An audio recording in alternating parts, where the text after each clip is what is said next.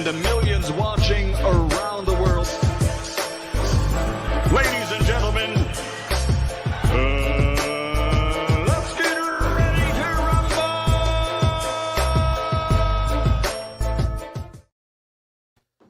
Yeah. What's up?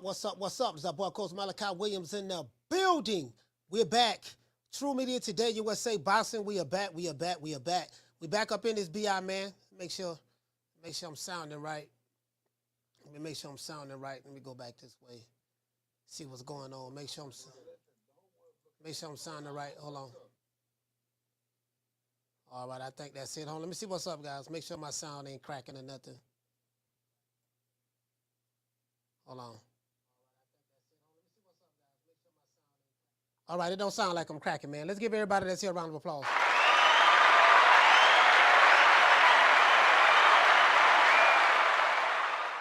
Yeah, man, I just got to check. You know what I mean? I'm just trying to troubleshoot, do some things. I changed the HDMI cord from my camera, from the camera to the computer. So I'm trying to see if that was the issue in the past before. We'll see what's up. If I hear some crackling, then I know that ain't it. So we're just trying to do process of elimination. I do have 2 windows up, so that could be it as well. I'm looking at the show in analytic mode as well as the actual show. So I'm seeing everything that you guys are seeing. So we're just gonna do process of elimination. It is what it is. If you're new to the channel, please hit that like button. If you're new to the channel, if you haven't subscribed, please do subscribe. We are the hottest boxing podcast, on the YTBC.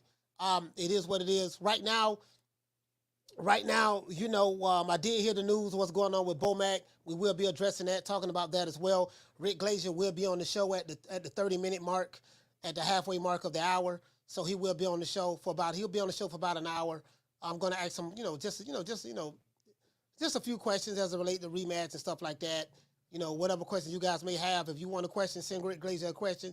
Please send it in the super chat. It has to be $5 or more. $5 on super chat or Cash App. $5 or more. Anything less than that, I'm not going to read it. So anyway, shout out to everybody in the chat, man. Shout out to Corey Bradley in the building. Shout out to Jamie Rivera. Salute to Rockman. Rockman, what's going on, fam? Schoolo X-Man, Bruce Gas in the building. Green Eyes P. Just whoever.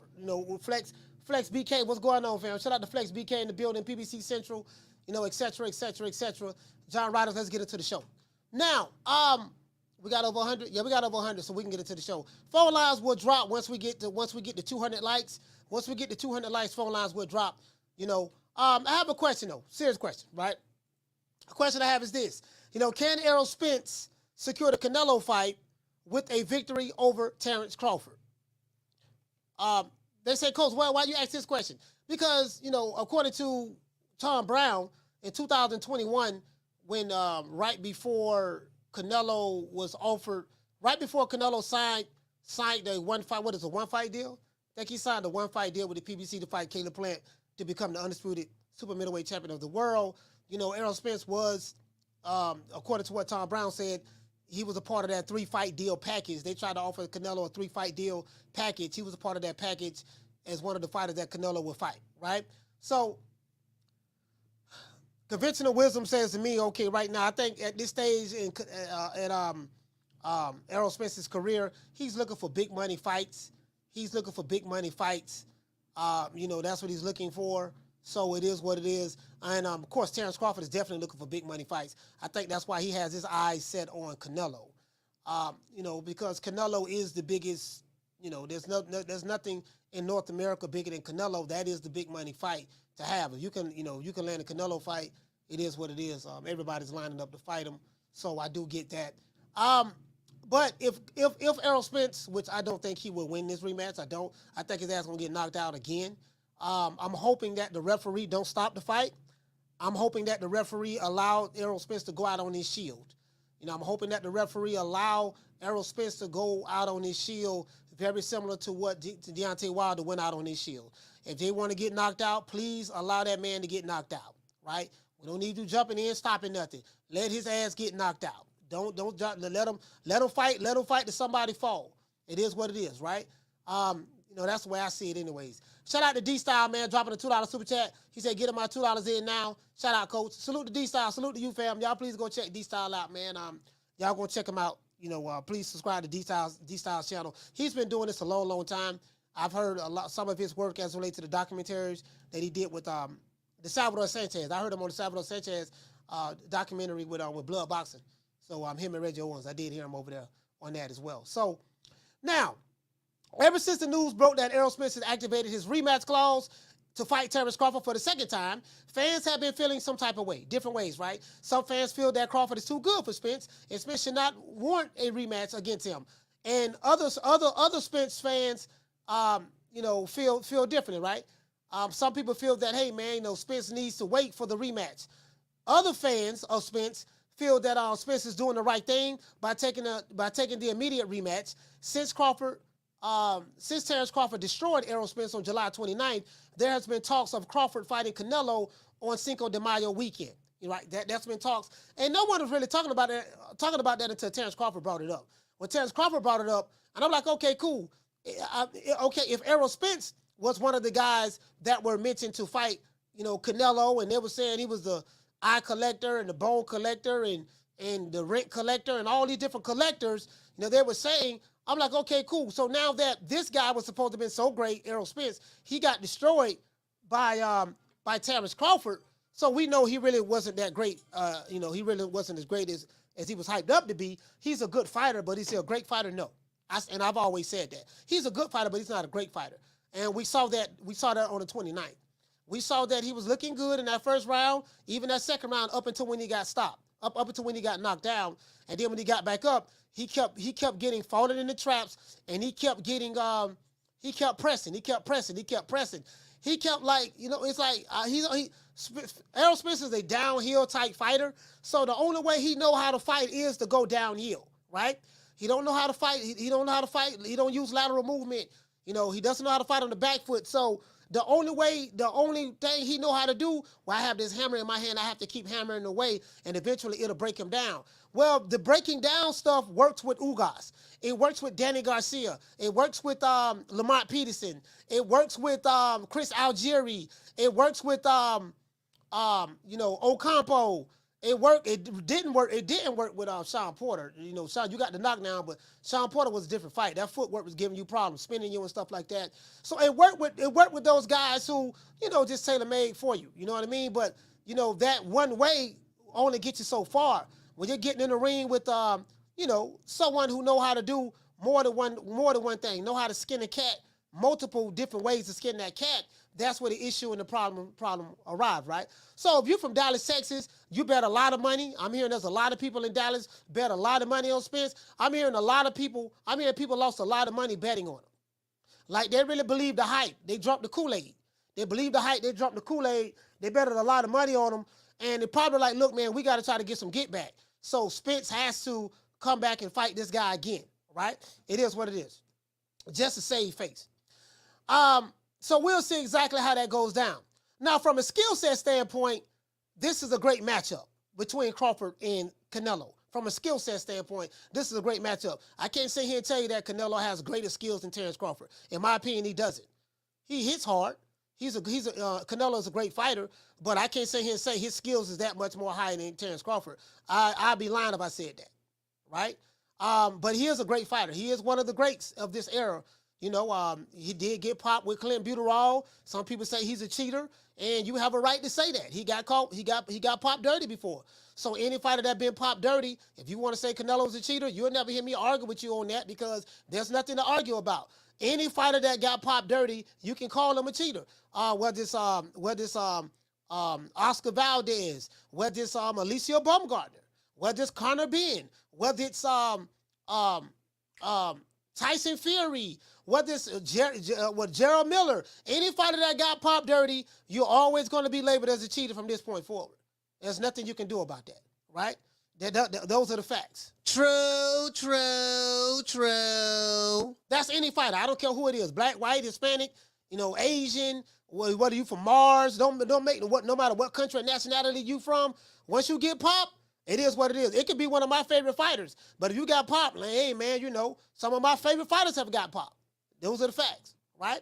Now, it was also rumored a while ago, before the Crawford fight, that Errol Spence name was the one that was being mentioned back in 2021 in order to fight Canelo as part of a 3-fight deal that was sent over by Tom Brown. Tom Brown confirmed it. I actually have the article. And Tom Brown is the main promoter for the PBC. He's the white guy who Al Haymon uses to promote all of the fighters who are being advised, by Al Haymon, right? They call them PBC fighters, right? Now, the question I have is this. Will Spence get an opportunity to fight Canelo next year if Errol Spence can get by Terence Crawford in a rematch? I doubt he will, but, I'm just saying, right? Now, in other news, reports have come out that Brian Bomac McIntyre has been arrested for possession of a firearm as well as ammunition. He has been arraigned, so far from what I've learned, and he's scheduled to go back to court on October the 9th, somewhere around in October, right? Personally, I have no idea what happened, but I do have some questions. Did Bomac bring a gun into the country through TSA screening? Where did the gun come from? Did the gun come from the UK? How did the gun get inside of Bomac's luggage? Why would Bomac bring a firearm with him to the airport? So these are several questions that I have. I'm like, okay, I doubt it. I doubt he purchased a gun in the UK and tried to fly it back. I doubt that. So, I'm thinking that maybe it's his personal firearm because he is a licensed to carry a firearm. It's his personal firearm, and maybe it was packed in his luggage. I don't know. You know what I mean? I can't really speculate. Bomac is a friend of mine. He's accepting me as family. Him, Crawford, the entire team. So, I'm not going to say anything disparaging against them anyways. You guys know that. But, I will say that I don't know exactly what's going on. I go to different cities all the time and different airports. And I can tell you, bro, like, it's hard to get anything by TSA, especially a firearm. It's hard to, like, bro, let me explain something to you. When you're going to the airport and you have luggage that you have your check, like luggage that you'll check your luggage, pay the $30 or whatever, and they'll take your luggage and put it on the thing, and it'll go around and they'll board it on the plane. But that luggage does go through screening. That luggage, it ain't like you just put it in there, they don't check it. No, that luggage goes through screening. So they would have been able to see if it was luggage that he checked before he left the country. I'm talking about while he was still in the USA, in America, before he left the country. Now, if it's luggage that he was carrying on, because you have your carry-on luggage on the airplane as well, you got to take your shoes off, stuff like that. Take your shoes off. You got to get in this little machine. They put your arms up. They spin it around and stuff like that. And then, you put your luggage right there in a basket, whatever. They tell you to take out all the, computer, whatever the case may be. Take that out your bag, you carry on, set it aside. They do all of that, right? So I'm like, how in the hell was he able to get a firearm in America? I mean, in the UK, from America. So I don't know. I don't know. I really do hope that brother get out. I do know that the UK, I hear they're very, very strict on gun laws. They have very, very strict gun laws. So it is what it is. I don't know anything. I can't speculate. I don't know, right? It is what it is. So many questions and not enough answers. We'll find out more as time go on. Please hate, like, share, and subscribe. Let's get into the show. If you're new to the show, please hit the like button. Glaser will be on at the 3:30 mark. If you're new to the show, please hit the like button. Sign up also to CoachMalachi.com. Sign up to my newsletter. It's pinned up to the top of the actual chat. Sign up to the newsletter. And, that's so anytime I go live, I send out the notifications to your email or your cell phone, text message, let you know, hey, we going live, or I just dropped a new video. You guys please check it out. Because YouTube don't always send out the notifications, and anything that I have going on, you guys will know about it. True. Before we get into the show, we got to say all praise is due. And I do this sarcastically, guys. You guys know I do not worship Al Haymon. But it's a joke because a lot of these niggas on YouTube, they worship him. So since they worship him so much, it's only right that I go ahead and make mockery of these fools. You know what I mean? It is what it is. Shout out to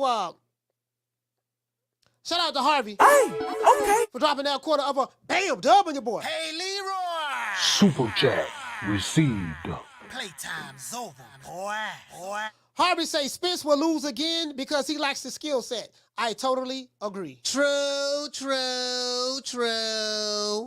Shout out to Mr. Al. Well, I guess I gotta be like everybody else and St. Al Heyman. I can quit my job now, baby. 6 figures, baby. You feel me? I'm about to But a name. Do you have a name? Oh, nah, I ain't got no name, you know. Name them names, man. They know who they is. Name them names, please. The names need to be named. They know who they is. The Mexican monster. If you're sitting here watching the show, hate watching, we got almost 300 in here and less than 100 likes. If you're sitting there watching the show, hate watching, don't want to hit the like button, Riley, give it. Look, fuck you, fuck the plane you flew in on, fuck them shoes, fuck the socks with the bell on it, fuck them cheap-ass cigars, fuck your yuck-mouth teeth, fuck your hairpiece, fuck your chocolate, fuck Guy Ritchie, fuck Prince William, fuck the Queen. This is America. My president is black and my Lambo is blue, nigga. Now get the fuck out of my hotel room. And if I see you in the street, I'm slapping the shit out of you. I mean, yes, sir, it is what it is. Once again, this song is our boy, Coach Malachi Williams. Shout out to Gloria Day and the fabulous Set Trips. Gloria Day and the Set Trips. These niggas don't play, these niggas don't play. We don't play. You ain't heard, they be tripping. We be tripping. So they swerving on. Swerve on. No faking and no snitching. And repping hard for the set. Oh, mamas, it ain't no lie.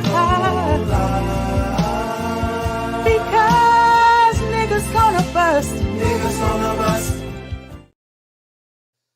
Yes, sir. Once again, it's on. Yeah, once again, it's on. Now, so one guy hit me up. He said, man, the Bomac ain't there, man. What you think about Terence Crawford's chances? I said, Bomac ain't there. Terence Crawford's chances is great. You know, y'all got to understand, Terence Crawford has a team of trainers. You know, he has Bomac, he has Saud, he has Red. Also has Bernie there. Also has Chance. Like, he got a team of trainers. His 3 main trainers, of course, is Bomac, Coach Red, and Saud. But trust me, if Bomac ain't there, you know, he won't. They're not gonna miss a beat. If Bomac just so happened not to be there in the rematch in December, they're not gonna miss a beat. Errol Spence still gonna get his ass beat. Probably gonna get knocked out. It's probably gonna be worse. Because the Bomac can't be there. Then Crawford gonna do everything in his power. Well, he gonna do everything in his power to stop Spence anyways and make it and to show him that it's levels to this shit. Spence just ain't that good. He's not on Terence Crawford's level. Doesn't have the footwork. Doesn't have the hand speed. He's not stronger than Crawford, so he's not stronger. Doesn't have a better jab. You know, his ring IQ is not better than Crawford. Hand-eye coordination not bad. He's still slow as molasses. He's still just flat-footed fighter, and so it don't matter. He gonna get his ass beat. And anybody who like Spence, I'm pretty sure you won't find a nigga in the chat that's gonna bet on him. They're not gonna send me the money and bet. I can promise you that. True. I can promise you, they definitely won't send me the money to bet. I think they learned their lesson from that. Shout out to Profound Dreamer. Hey, okay. Dropping that quarter of a bam dub on your boy. Hey, Leroy. Super chat received. Playtime's over, boy. He said Crawford winning the rematch is not a question. The question is, will Showtime keep doing business with them if this rematch is a flop? I mean, you know, if the rematch is a flop, it has a lot to do with how dominantly Errol Spence got dominated. If the rematch is a flop, that won't be Crawford's fault. That's Errol Spence's fault. Errol Spence got beat bad. Errol Spence got beat worse than the other 39 guys that Crawford fought. You have guys to sit back and say Crawford ain't fought nobody, but then they'll praise Errol Spence, and he beat Errol Spence worse than he beat Victor Postal, worse than he beat Jeff Horn, worse than he beat Kell Brook, worse than he beat Sean Porter, worse than he beat Hank Lundy, worse than he beat Prescott, worse than he beat Mean Machine, worse than he beat Ndongo. He beat this guy worse than he beat anybody. So if the nobody fighters gave Crawford a better fight, and he ended up knocking all them out too. Most of them, he ended up knocking them niggas out. He did the guy that's supposed to be the Terminator worse. So if it's a flop, it's because the people have seen that, hey man, you know what, man, this dude, Errol Spence, is not what we thought he was. The gig is up. People are woken up. If it's a flop, people are like, man, ain't nobody watching this shit. Well, this dude ain't got no business in the ring with Crawford. So you get what I'm saying? That's what it is. That's what Showtime need to be looking at. And if you Crawford, I don't, you know, at the end of the day, It's business at the end of the day. So, who knows? Who knows what they'll do, but I don't know. Shit, if the people ain't interested in it, it's because the boy got cooked. Down from the bar, there's a platform stage. People pimping, sharp as razor blades. You get what I'm saying? So, the only hope you can do, if you can hope that, man, I hope he just put up a better fight this time. His ass getting knocked out. His ass getting knocked out. Again. You get what I'm saying? This man had blood coming out his eyeballs. Blood coming out his nose. The same stuff that he did before Crawford, he did it in the fight. People like, that wasn't the same Spence. No, that was the same Spence. The only difference is he was fighting Terence Crawford. See, I tell you guys, that's an old saying, and I used to say this all the time. Roy Jones used to say this, and you had the nerve to say that I ain't fought nobody. I just make them look like nobody. Y'all must have forgot. Terence Crawford is that good that he make these guys look like nobodies. He made Errol Spence look like a nobody.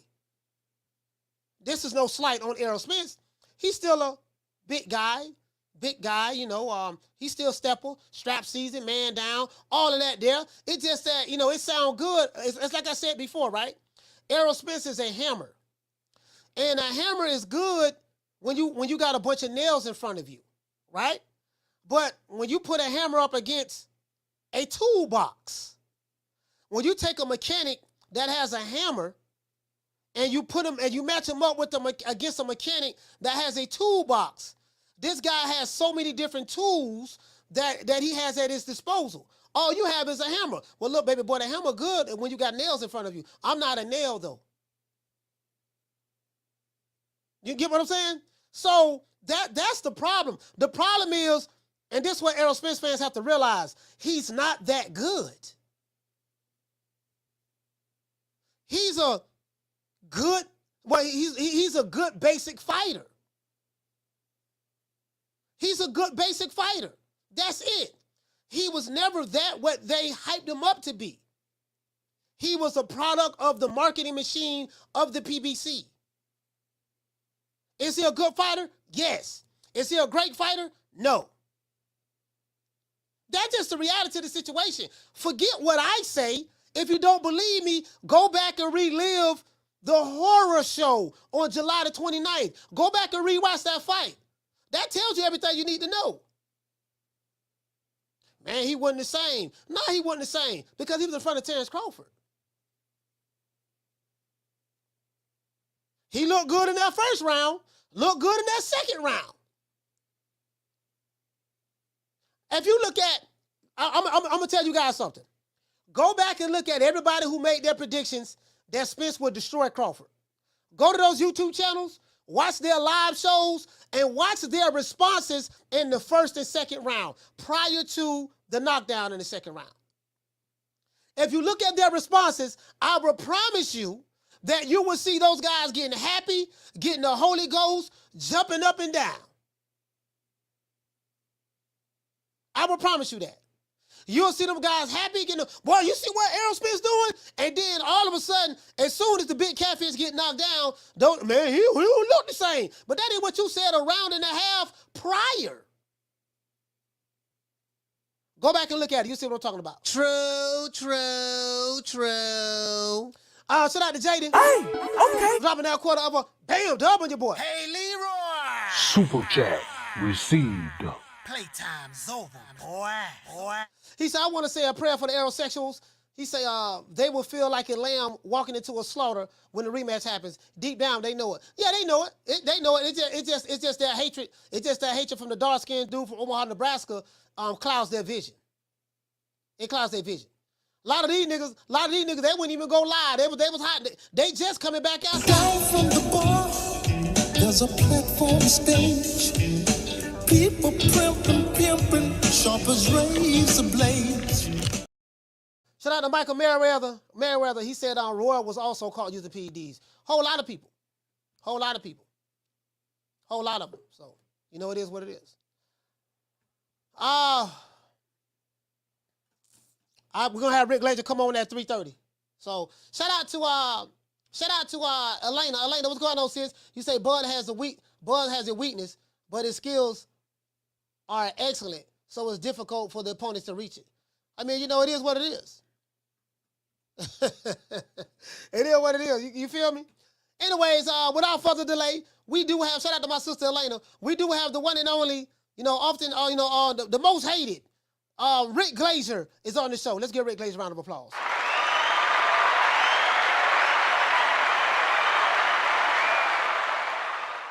Rick, what's going on, fam? Not much. Like to wish everybody that's an American, wish them a happy holiday, happy Labor Day. And especially it's a Democratic holiday for all you Democrats out there. Oh, okay, all right.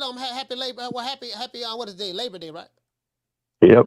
Yeah, happy Labor Day. Okay. Well, listen. I got a couple of things I wanted to talk to you about, Rick. First, Errol Spence. This situation with Errol Spence. We'll get into the Bomac question as well.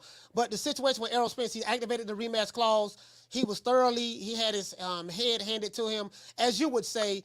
Crawford snatched his head off his neck and snatched his head off and shit it in his neck or something of that sort. So he tore his head off and shit in his neck. Yeah, tore his head off, shit in his neck. Yeah, I like that. I like that. I got to use that more. So since that happened, he activated his rematch clause. Now, I remember back in 2021 where Tom Brown put out a report basically saying that they offered Canelo a 3-fight deal. This is right before Canelo fought Caleb Plant to become the undisputed super middleweight champion of the world. He walked away from the deal. They put that report out saying, hey, man, we offered this guy 3-fight deal for $100 million. He turned it down. But then he ended up coming back. They made the 1-fight deal with Canelo. He beat Caleb Plant, and he went back to the zone. But Errol Spence was mentioned as one of those fighters that will fight Canelo in the part of the 3-fight deal. My question I have for you is this. If Errol Spence were to beat Terence Crawford in a rematch, which I seriously doubt, I got him getting knocked out again, will the Canelo fight be back in play for Errol Spence? No, because he's lost all credibility to compete in a fight like that. Even if he was to win the rematch, which is not going to happen, like you said, but he just doesn't have the credibility that people would get excited about anymore. If he did, it would be for greatly depreciated value for both Canelo and for Spence. And I don't think Canelo's going to take less money to fight somebody that he would normally get. So I don't see that happening. All right. So yeah. So I don't see him. I don't see him winning anyways. I see his ass getting knocked out again. Right. The last thing you want to do is motivate a guy like Crawford. He's super motivated. He's hearing a lot of people still trying to discredit him. So I think his motivation would be, I'm gonna go back in this fight and I'm gonna knock this boy out, and I'm gonna clear all doubt, right? So that's gonna clear all doubt to show everybody that the first fight wasn't a fluke. And so now we heard that. Go ahead, Rick. Sorry about that.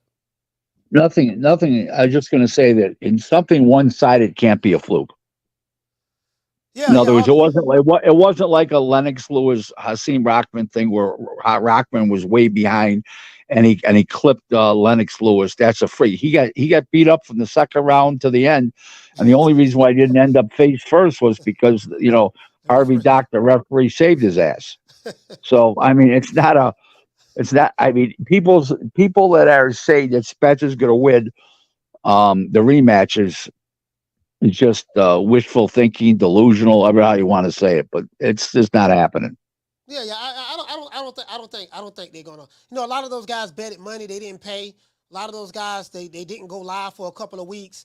Some of them are finally resurfacing now from their holes that they dug their heads in like an ostrich because the big catfish said that he's activating the rematch clause. So some of them are starting to get some build their nuts up a little bit, get a little balls and come out and show their faces. Some of them now I've always said that I wanted to see the rematch. When you was on here, I said, Rick, I want to see the rematch. The reason why I want to see the rematch because I enjoyed watching the pain and suffering from a lot of these heterosexuals. I enjoyed seeing the looks on their faces, and I refuse to deny myself of the right to experience that joy again. So for me, I want to see this rematch. What say you about that? I feel the same way.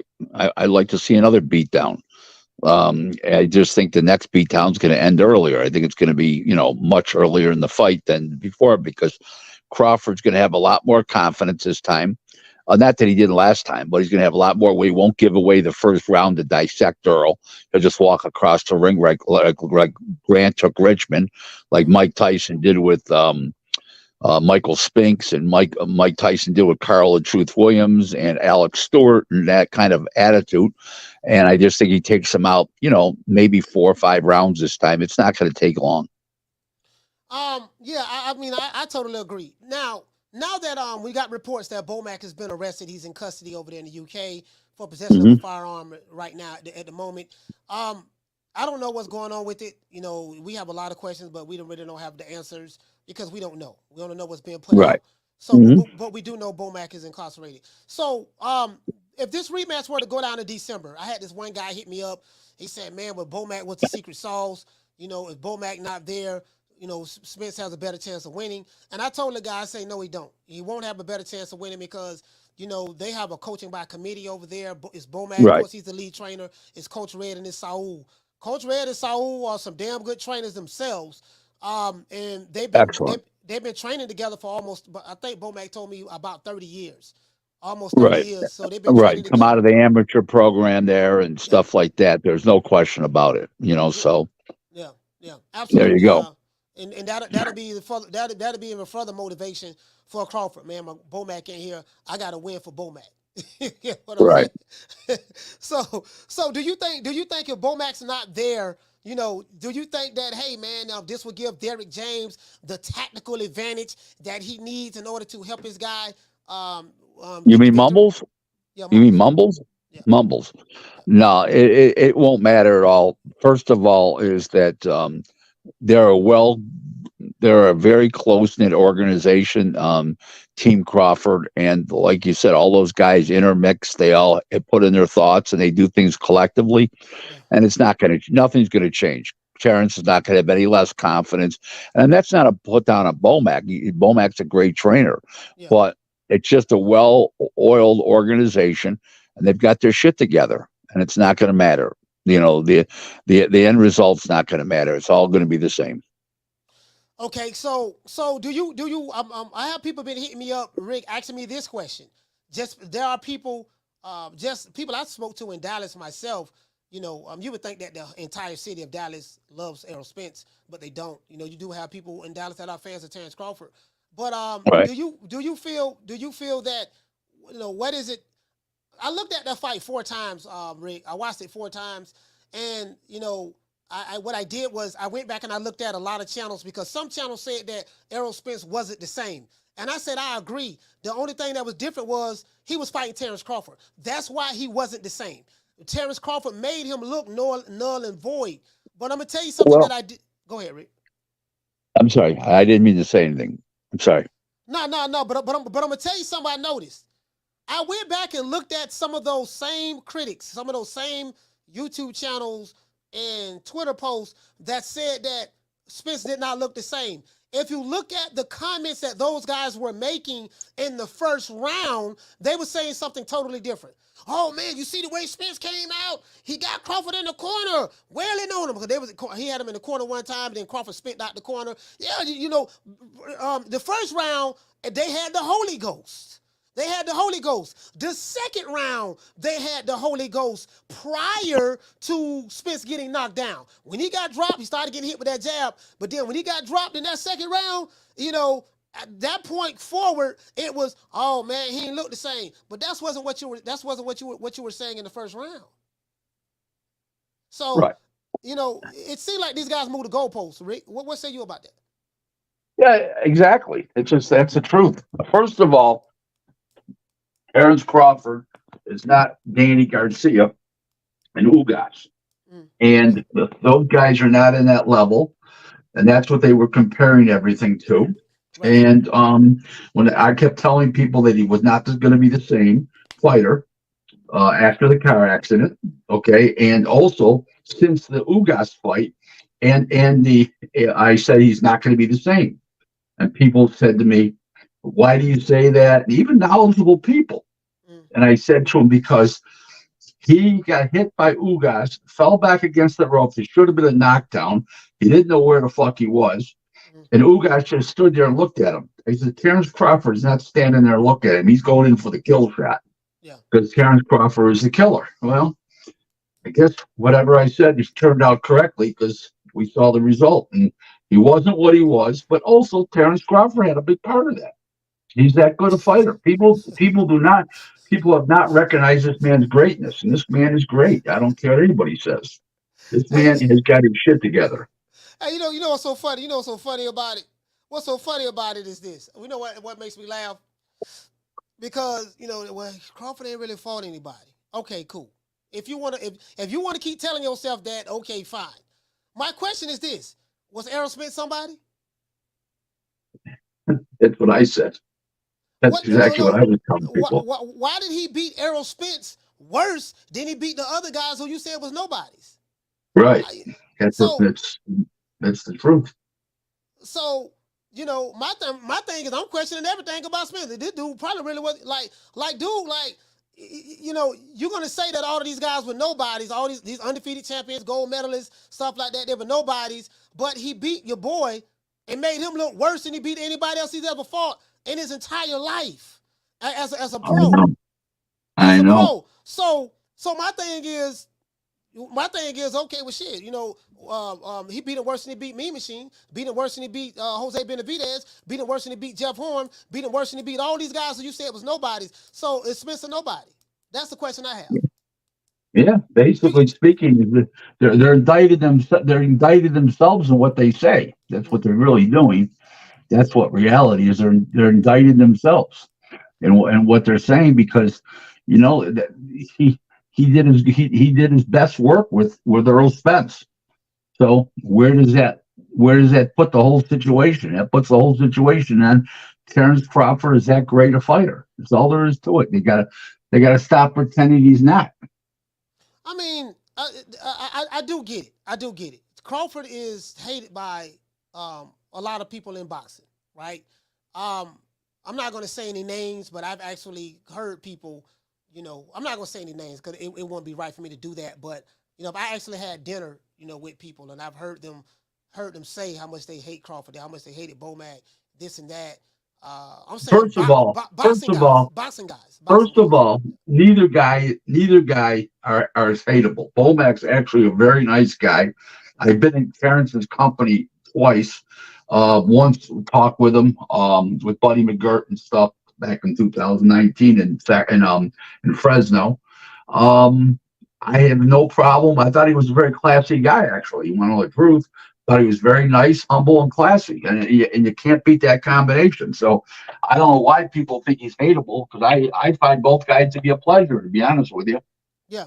Errol Spence seemed like he's a nice guy as well. I did see, just in the lead up to the fight. Now he took his shots and said Crawford ain't fought nobody, and we're gonna have a crawfish boil and this and that. We saw what happened. He actually got boiled himself. The big fish got his neck taken off. But he seemed like he's a nice guy as well. But I'm like, damn, this guy, he's an introvert. He pretty much stay to himself. And I get the guys on social media, they hated him because he wouldn't give them interviews. And what I noticed, most people who I met that said they didn't like Crawford, that was the root reason why they didn't like him. He would not give them interviews. I didn't ask. I'm not in the media, so I didn't ask him for an interview. So I didn't. I don't care, So it didn't matter to me. Yeah. So like literally like the research, because I said, what did he do to you? Well, he didn't do nothing to me. Well, what is it? So what is it you don't like? Well, he didn't do it. He didn't do anything for them. That's why they're pissed off. Yeah, absolutely.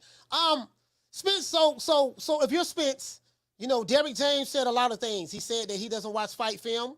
He said that, hey man, Crawford was nobody. He kind of dismissed him.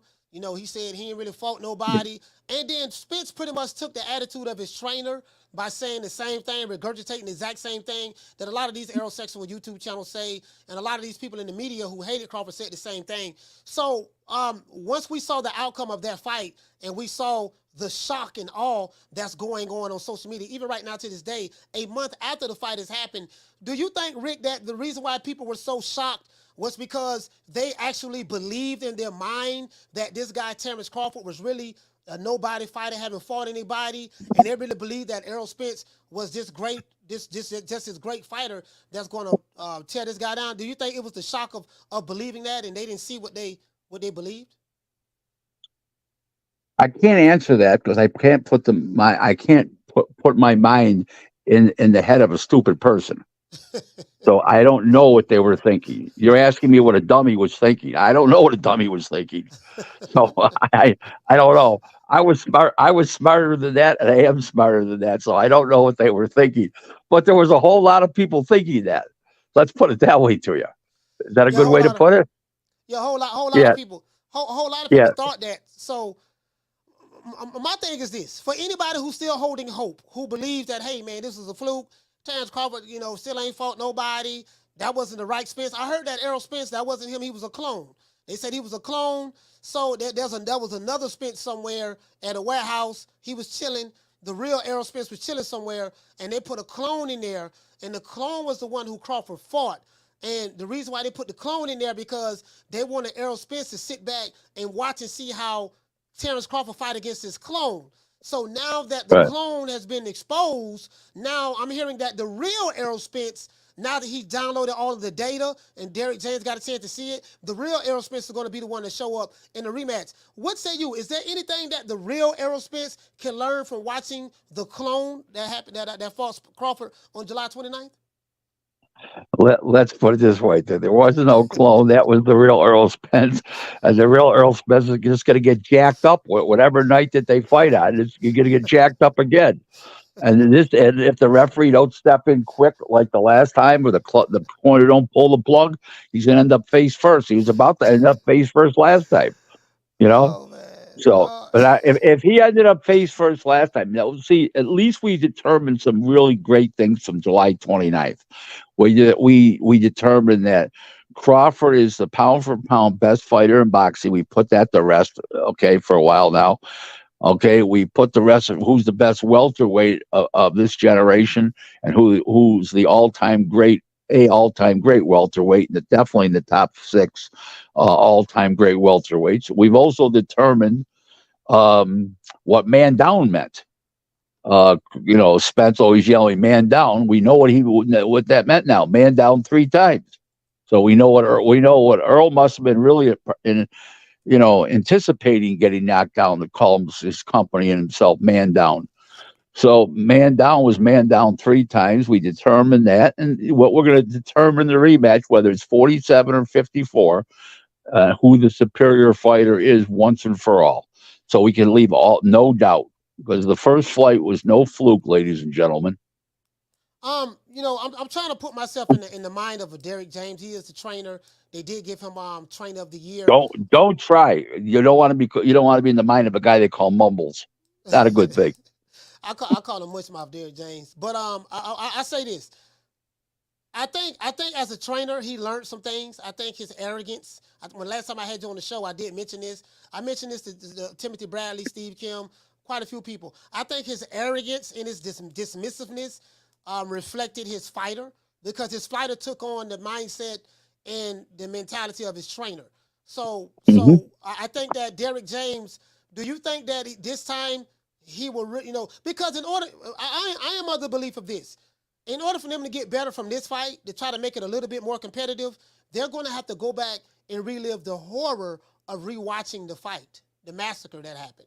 So do you think that Derek James and Errol Spence will go back and look at that video, that fight from July 29th, and see exactly what happened to them?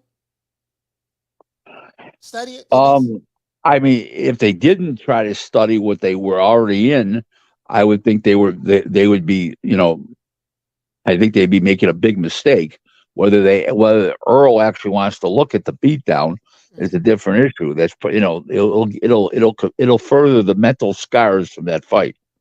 The emotional mental scars from that fight. That's what that does. But common sense to provide a new game plan or to try to get one together, they're going to have to they're going to have to come up with something. You'd have to look at some film from the prior fight. It would be just common sense, I would believe.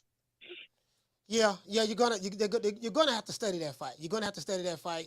And another question you gotta ask yourself is this: how did a fighter like Terence Crawford, who fought nobodies, of course I'm being sarcastic, hasn't fought anyone on Errol Spence's level, of course I'm being sarcastic, was the smaller fighter, not strong enough, of course I'm being sarcastic, was going to get broken like Kuta Kinte, was going to get broken like a horse. These are the words that Errol Spence said, or at least his clone said. My thing is, when you go back into the lab, you're going to have to reevaluate all of these things that were said and reevaluate what happened. Do you think that Spence and Derek James will be honest with themselves and say, hey, you know what, man, we got it all wrong about this guy. This guy is No, because I think there's a lot. I think there's a lot of delusion there right. amongst those gentlemen, especially listening to them after the fight. The little interviews that they both did after the fight, from then to now. But I think there's some delusion there, and the fact that he's taking the rematch tells me there's a lot of delusion there. Unless they just feel that this is his biggest payday and his last fight, cash out and goodbye. I don't know if that's their mind state or not. You can always tell if that's the mind state when who they get to spar with them again. If they bring in more than Frank Martin, which is their own fighter, and they bring in real quality sparring, then they're going to take it seriously. If they're just going to have Frank Martin in the camp, it's going to be a cash out. So they don't want to spend the money because they know they're not going to win. So it's too early to tell which it is. But if I know who the sparring partners are, I can tell if it's just a cash out or if it's real. They really feel they can win. I mean, I'm thinking, I'm thinking maybe you can get someone like a Jaron Ennis to train, to spar with Errol No, Spence. no. Jerron Hayes ain't sparring with Earl, so he wouldn't lower himself to do that. Guy in Jerron Ennis would be making $1,250,000 a fight. He's not doing that. Do you So think? But I'm saying, do you think that because he's over there on that side of the street with the PBC Showtime? no, Do you he's think not that with PBC. He's not with PBC. He is he's with not. Showtime? He's with Showtime. That's correct. But the reason I'm gonna tell you why I say that, because they rep, they use the same talking points as the PBC. Like it's the same propaganda. Like when I hear, It is. Boza It is. Ennis, I hear when he talk about Crawford, and I hear those PBC guys talk about Crawford. It's the same language. It's the same lingo. It's like, he may not be signed to them, but from a advisory standpoint, but he uses the same language. He uses the same talking points. So Mhm. I consider him being a part of that. That's just for me. Do you see Right. that? Do you see that? What are some things that do you think that Spence probably or Derek James probably would bring in another trainer? It's obviously they was lacking somewhere. So you think they'll bring in another set of eyes, to help with this process, or do they still take the same mentality?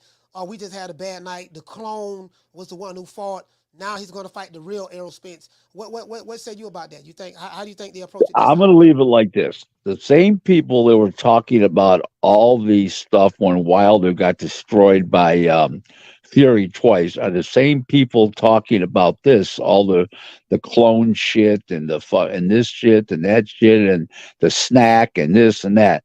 The only difference is now you got the Earl sexuals coming on instead of the Wilderettes. So Yeah, it's all the same shit. And it's the in same shit. reality, in reality, the same thing's going to happen in a rematch that happened the first time. It's just going to happen quicker. And if the referee don't step in, he gets left face planted. It's inevitable.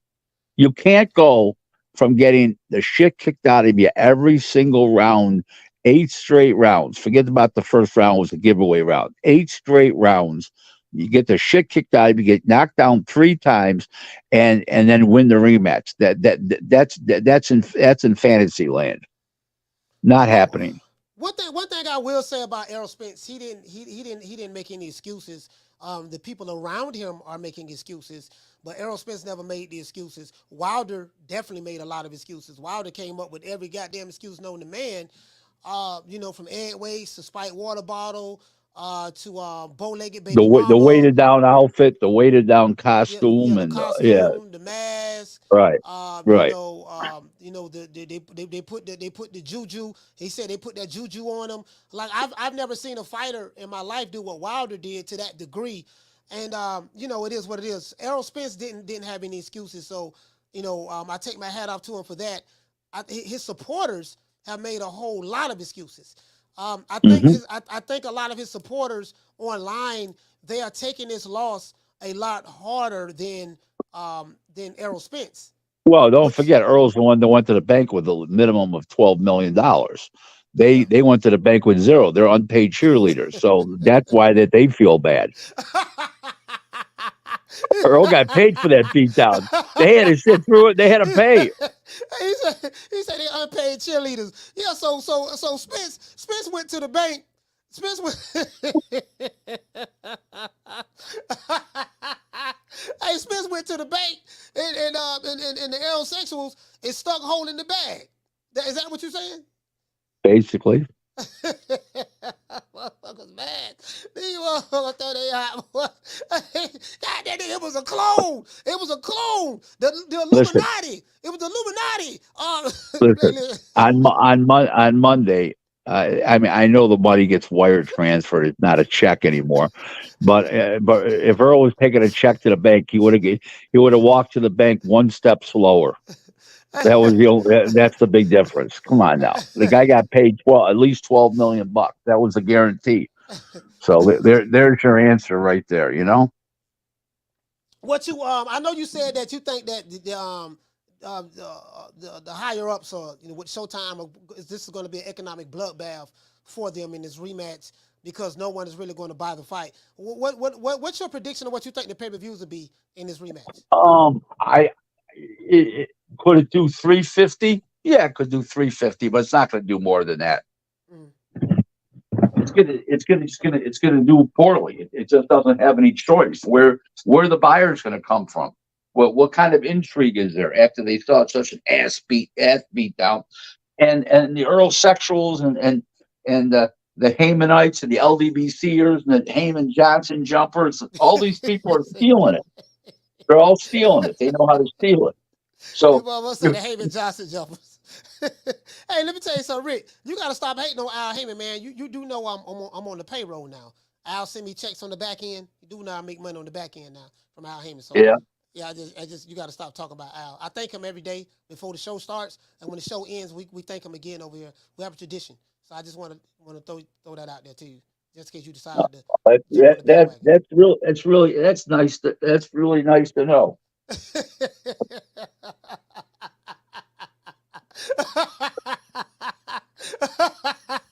Hey Rick, so as it relates to how do you see the Jamel Charlo and the Canelo Alvarez fight going down? How do you see that going down? I think it's more competitive than people think it is. I actually think Charlo's got a little bit of a shot. I don't think I don't think he wins, but I think it's a competitive fun fight. He said the Heyman Johnson jumper. What? He said that, hey bro, listen, your hate for Al Heyman, man. Hey, he said that Heyman Johnson jumper. That shit funny than a motherfucker.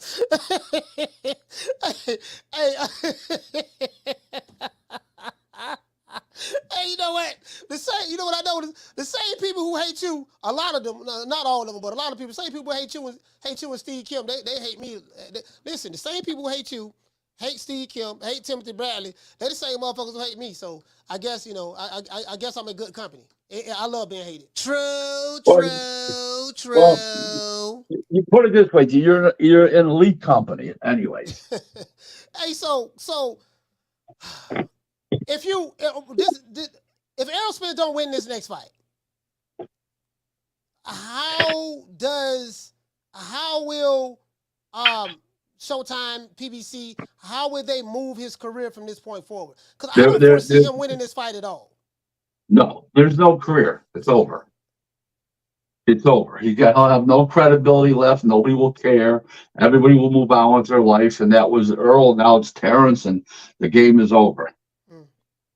So that's just the way it works. It's the cruel part of boxing. If Earl loses, a lot of the people will say they were Earl fans, not necessarily the diehard Earl sexuals. Well, Earl, he wasn't much. Guess he wasn't much, anyways. Now we're gonna watch Crawford. You know what I mean? We're gonna watch what Crawford does. That's just how they are. It's just the way it works. And it's almost like Terrence makes a living being hated. Yeah. I mean, there's money in being hated. Like what happens is people will pay to see you lose. They will do that. So, but I think if the fight doesn't do good, basically what you're saying is a lot of people have, because you got to intrigue the people. The people have to believe that this was a clone. Errol Spence was high and drunk before he walked into the ring. His baby mama gave him something in the locker room prior. The products that he received from Mike Tyson when he was on Mike Tyson podcast. He ate some of those edibles before. Like, my thing is, if you really believe that, then I think that that same group of people should be more than willing to buy the fight, because this time you can say the clone ain't going to be there. Mike Tyson ain't going to be involved. The baby mama ain't going to give him nothing. The water bottle not going to be spiked. He's not going to be high and drunk this time. This time he's going to get rid of all of those things that caused him to lose the first fight, and he's going to be there and focused, and the clone going to be in the closet. So wouldn't that be more reason, Rick, to want to watch this fight and support it and buy the fight? I think that that's a possibility, but maybe 2% of the people will do that. Mm-hmm. You know what I'm saying? I don't think that in reality, maybe 5%, very small percent. I don't see it doing over 350 in the rematch. I just don't. It's sort of like what happened with Andre Berto after when he fought Andre Berto, Floyd. It didn't do any buys. Because they knew that Berto couldn't win, and they looked at it as a joke. It did under 400,000 buys. No. So what's that? No, I think that was around the time. I think that was around the time, because I have an article right here where Stephen Espinosa said that the reason why they stopped Announcing the pay-per-views. Stopped the pay-per-views. Yeah. It's because of me. It's because of me, because I exposed them. Yeah, I exposed the fraud that it was, that they were reporting all these wacky figures that didn't exist, and they had enough. They realized I knew, and they backed up. That's what really happened. So this year we've been getting some really, really good fights. I think the only mega fight that we have thus far, we're going to have Canelo and Jamil Charlo fight. Also, Spence Crawford, hopefully that goes down to December. Hopefully, I want this to get done and over with. Crawford said he only have a couple of fights left, and he's hanging it up. Pretty much, he's done. So if you're Crawford, you go out with a bang. You beat Spence again, knock his ass out, send him back to Dallas, and then my prediction is if Spence wins. If Spence wins his next, I think he'll fight 4 more times and call it a day at 44-0. That's what I think. Not Spence. You mean Crawford? I mean Crawford. Yes. Sorry. You say if Crawford wins, that'll be his 41st fight. Mm-hmm. He'll have 3 more. Yep. All right, we'll see. Mm-hmm. We have to see how this rematch play out. At 154. Both men are going to be bigger fighters. Both men don't have to worry about starving themselves to make the 147 weight. The question I have is, okay, once this fight happened at 154, what happened to the belts? Are the sanctioning bodies going to allow Crawford to hold on to the belts while he fights? I don't think that that's going to be the case. I think he'll give them up. Yeah, he'll give them up. Yeah, so because I think Spence has officially moved to 154.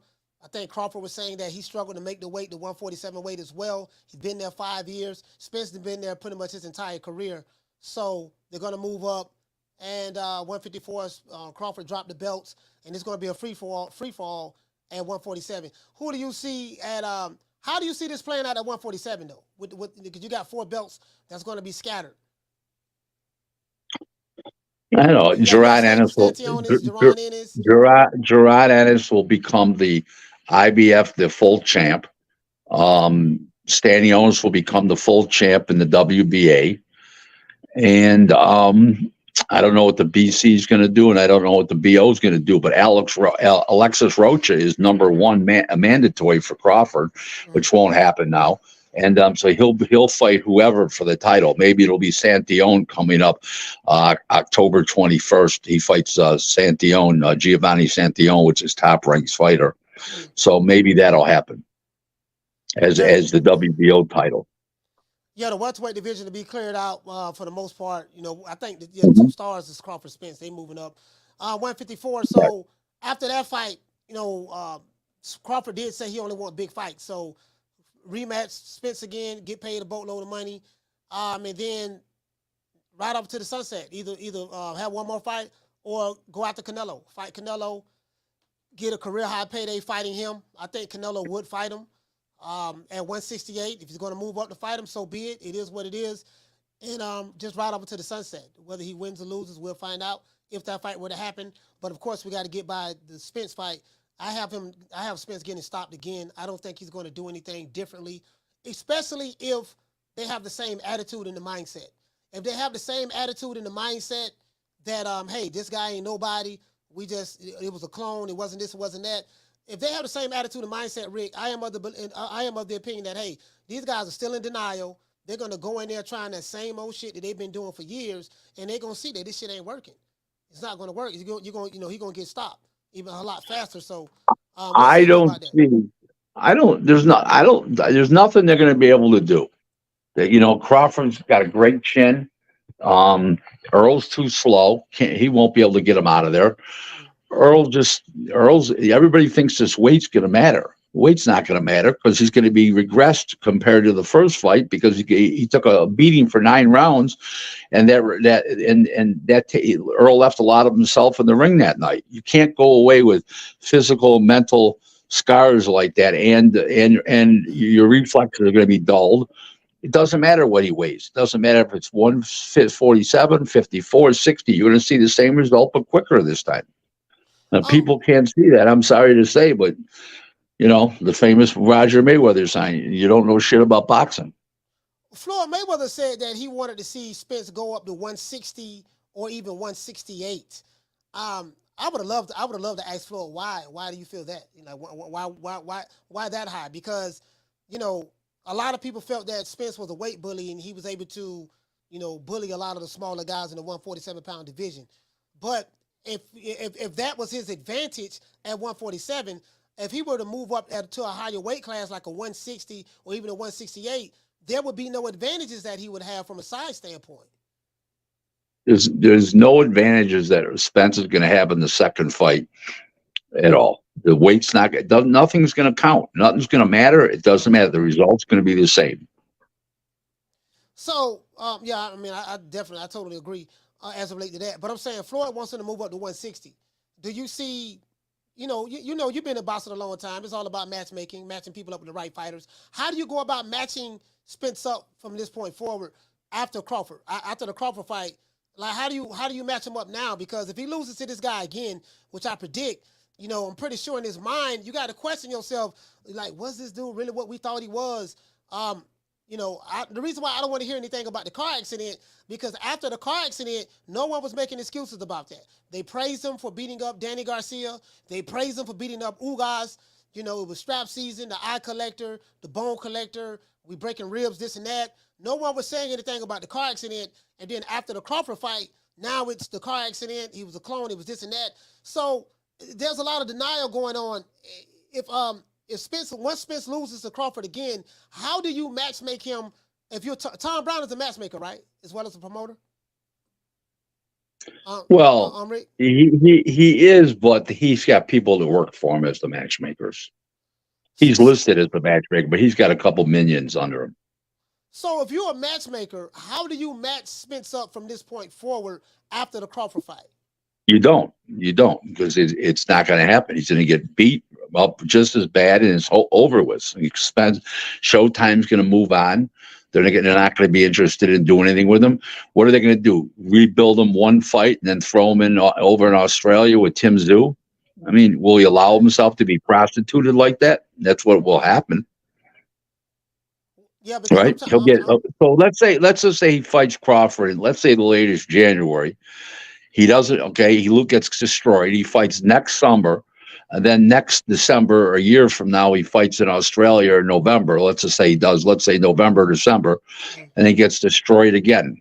I mean, will he allow himself to have that happen to him? I don't think so. I can't see it. I think he'll have too much money by then.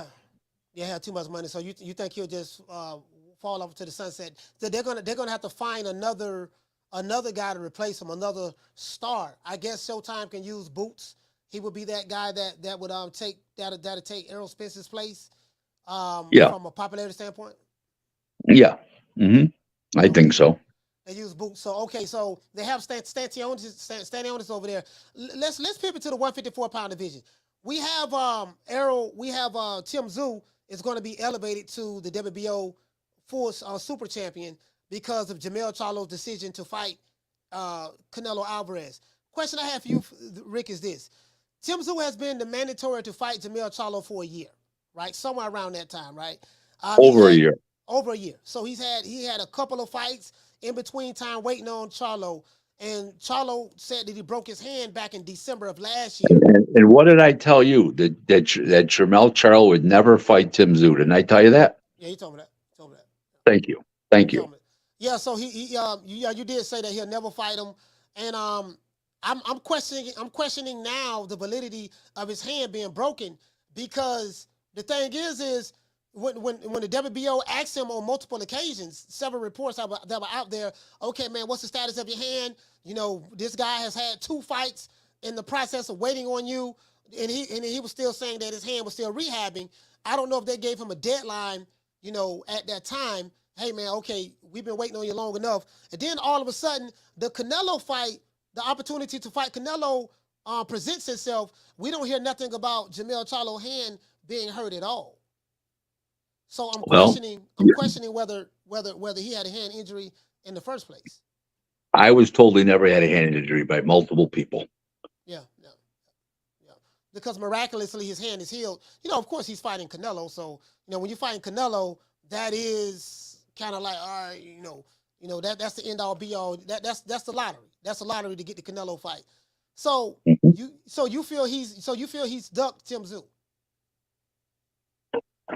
Oh yeah, there's no question about it. 1,000%. Hey, listen, when I predicted it beforehand, I knew he was going to duck him. That's why I said it. I just knew it. It's not even a question. You know, it made no sense. Why would he go? Why would he want to fight a puncher like that who's very accurate, very strong, with really good balance? It would make no sense for him to do that. So they're going to strip him of the WBO belt after the Canelo fight. He said he'll move back down to 154. I doubt it. I doubt he'll move back down to 154. He's never going to see 154 again. No way, no how. Yeah, he's not going to come back down to 154. So, by Jermell Charlo being a big guy, he's a lot bigger than Canelo. Do you feel that he'll stay at 168? He may go down to 160. That's a possibility. But if his brother goes up to 68, he might go try to win a middleweight belt. Yeah. That might happen. But I can't see him. I can't see him going back to 54. That is not happening. Yeah, I don't see that. I don't see him going back to 54 neither. Especially after 168, once he go up there and fight Canelo. I don't know, man. I'm kind of up in the air about this fight because Jermell Charlo hasn't been active, but Canelo has been active. But you know, it doesn't necessarily mean that Jermell Charlo is going to lose his fight. Jermell is a good fighter. I'm kind of leaning towards Canelo because Jermell Charlo has been inactive and Canelo has been active, and he's used to fighting at that weight.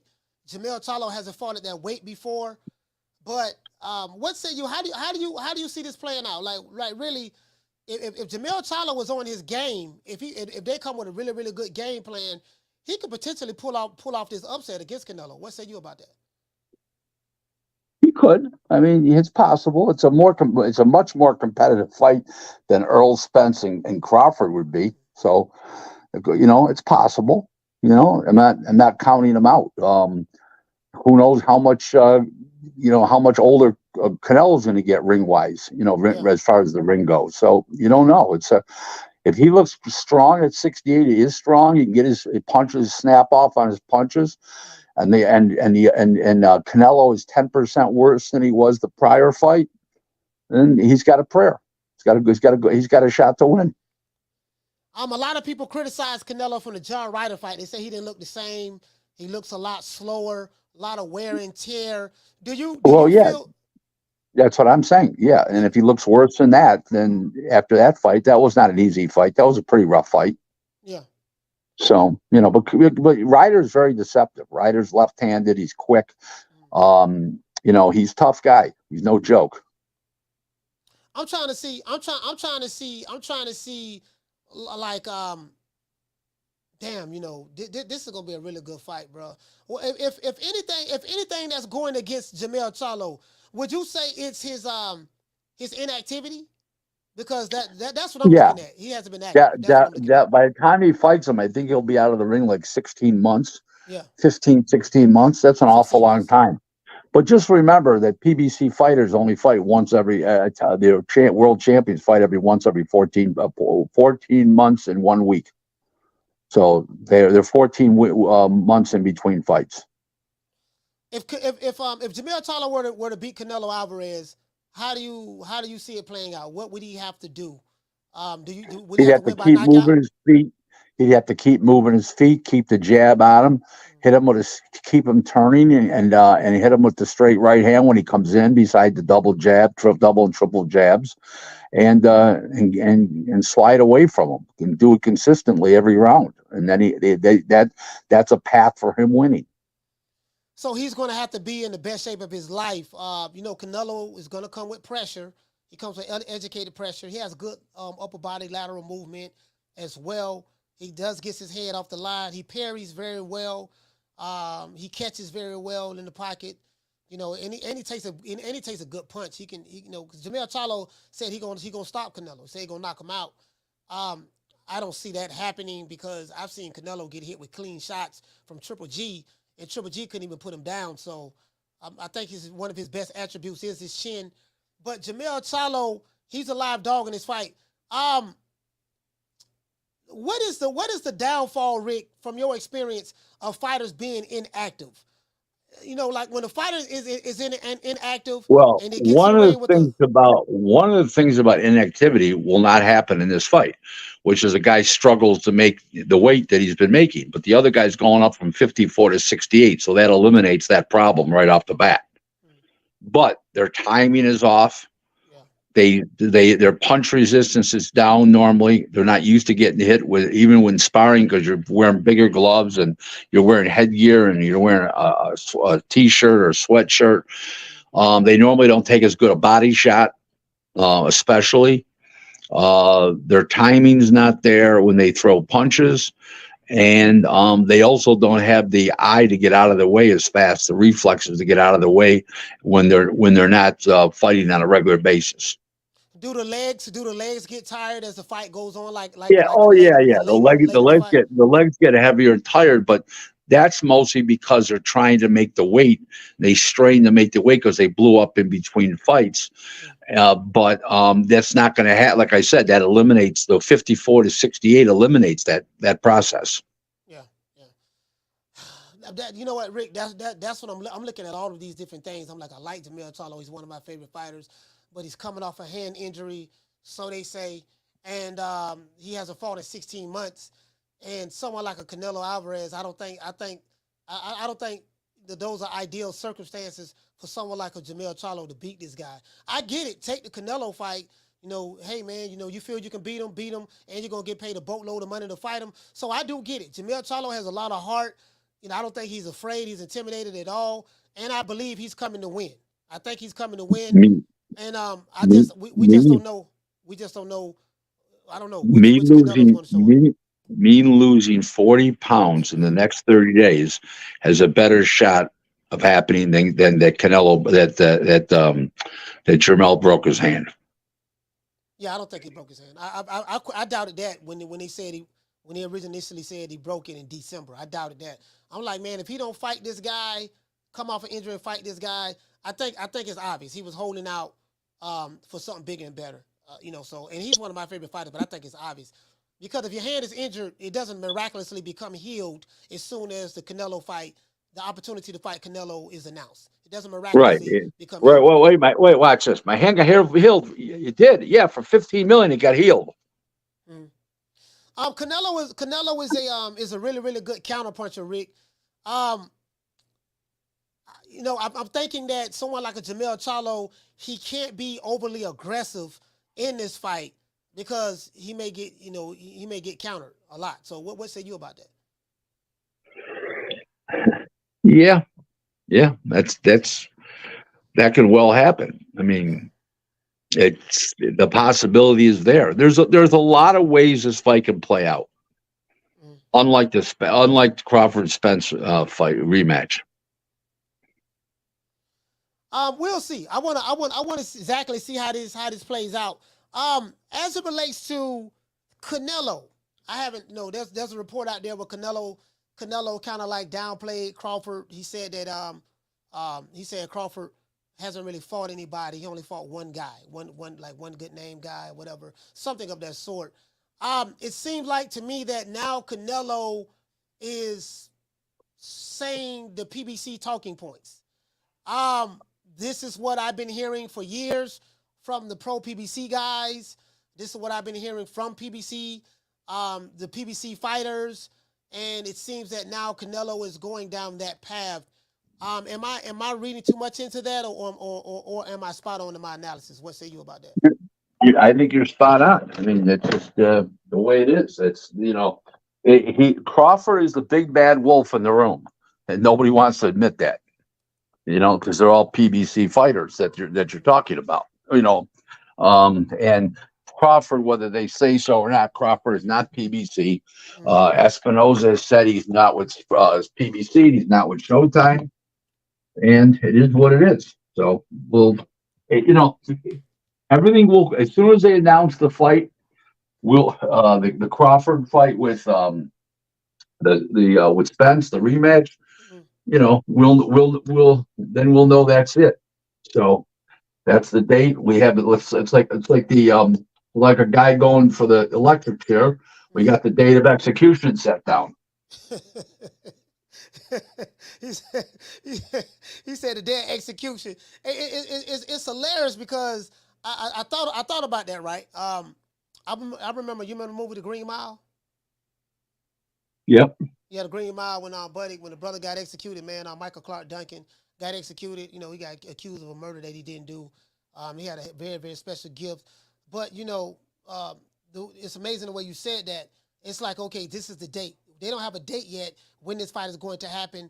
Could it be a possibility that depending on what happened with this Bomac situation, that this fight, Terence Crawford could request this fight to be delayed into January, or let's put it this way: if he did it, I wouldn't blame him. He's loyal to Bomac. I get it, and if he doesn't do it, I get it too, and Bomac would understand because Bomac's going to get paid anyways. It's just that's the relationship that they have.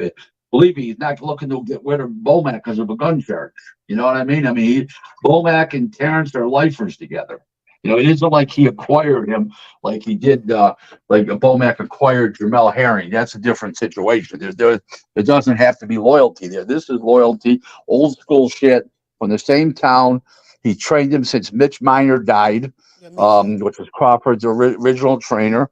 And everybody's got a lot of respect for Bomac, and as Terence does. And it's just they're a team. And if it will maybe delay it a month, maybe 6 weeks, I could see that happening. But if it doesn't happen, it doesn't happen. Doesn't mean that Bomac not respect they're going to get paid, but they got a whole team there. They got a whole bunch of guys that could come in, step in, and be everything that they have to be at this point. Remember, all those guys learned from Bomac. or understands what Bomac wants and expects. And remember, they've already been through one fight with Spence. It's not like this is a brand new thing now. Yeah, and I have a really good relationship with Saul as well as Coach Red. Those guys, they know they shit. And then you got Bernie over there, the boxing historian. Like, they know they stuff. Like, these guys really study. You know, I was always taught that, you know, in order to be a student, you have to be studious. And that's how you learn. You study. You know, you become a student of the game, and you watch, you observe, and you pick up certain things. And, you know, so he has some brilliant boxing minds over there in that corner. Rick, you know, how can people get in contact with you? On Twitter at Real Rick Glaser 1. I'm a verified account. There's a lot of fake Rick Glaser accounts out there.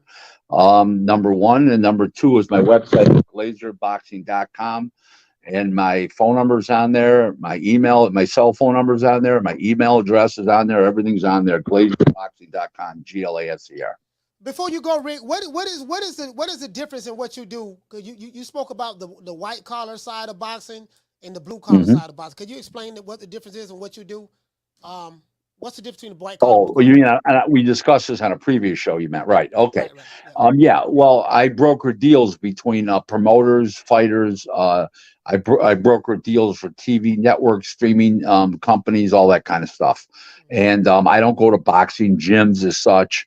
I'm not a gym rat type guy.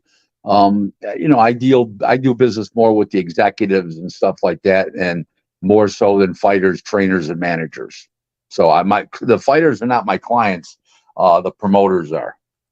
Okay. All right.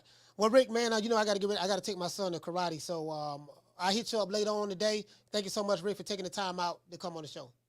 Like I said, everybody have a safe Labor Day and a happy and safe Labor Day. Enjoy. And I'll talk to you in coming, maybe next week, maybe this week, later in the week, everybody. Thank you. Bye-bye now. Shout out to Rick Glaser.